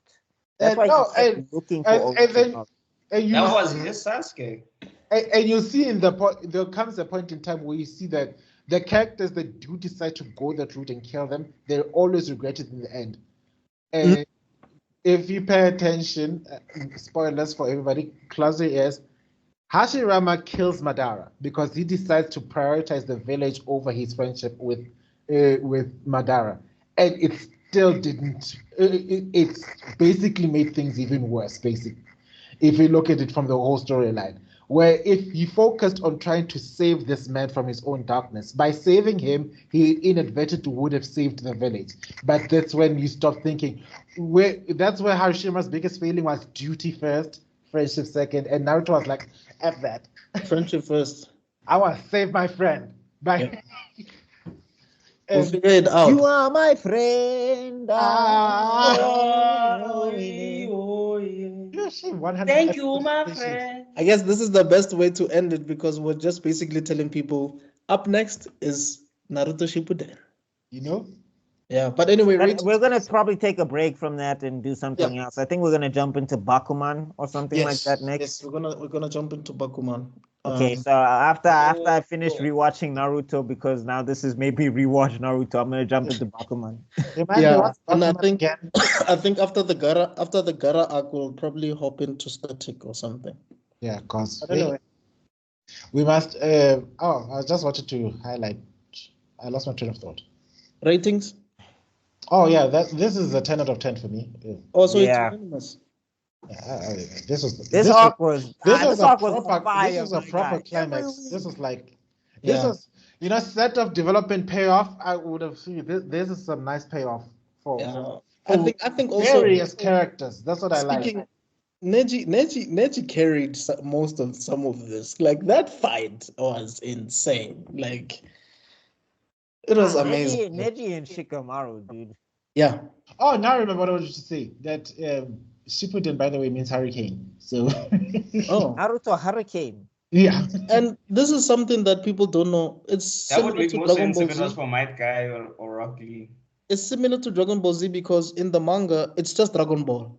And then Dragon Ball. The reason it's Dragon Ball Z is because of the anime, because they needed to separate. Yes. Just like there's no part 1, part 2. It's just Naruto, but because of, I guess, the animators or whatever, they just made it Naruto Shippuden. Yeah. But anyway, guys, this is all we had to say about this amazing arc. I can't believe we actually covered everything. It's amazing. 3 hours. 3 hours, We are so- going back to our old days. We are regressing. It's not necessarily 3 hours because we tangented for like the first 30 minutes, so it's like 2 hours 30 minutes or something. But and you've been tangenting since the amount of Yeah. the amount of dispel. I think that needs to be like a practice now. I think every time we're tangenting, one of us just Hi, guy. But anyway, guys, thank you so much for checking us out. We truly appreciate all your views, all your likes, all your comments, sharing. Please, man, I do know there are a lot of people that watch Naruto and they love it. Share it with your friends. Check out Coffee link and support Buckmeister. Let's support local artists. You are my He's friend. doing some really, really good stuff. Check out Tebello Khala's channel. We've been doing a lot of X-Men related content there, and you might get to know other geeky people in South Africa. And check out Zuko's stuff, the Kurta Z stuff on his social media stuff. He has some wild stuff that I've mentioned before. Very, very funny stuff. And for myself, yeah, man, we'll see you on the flip side. Flip side. In the meantime, please check out our Ultimate series. Basically, the stuff that we've been covering throughout the year. But yeah, thank you so much, guys. From us, from Konoha, the Awesome Foursome. We'll see you on the next one. Cheers. Fire Lord Pumile.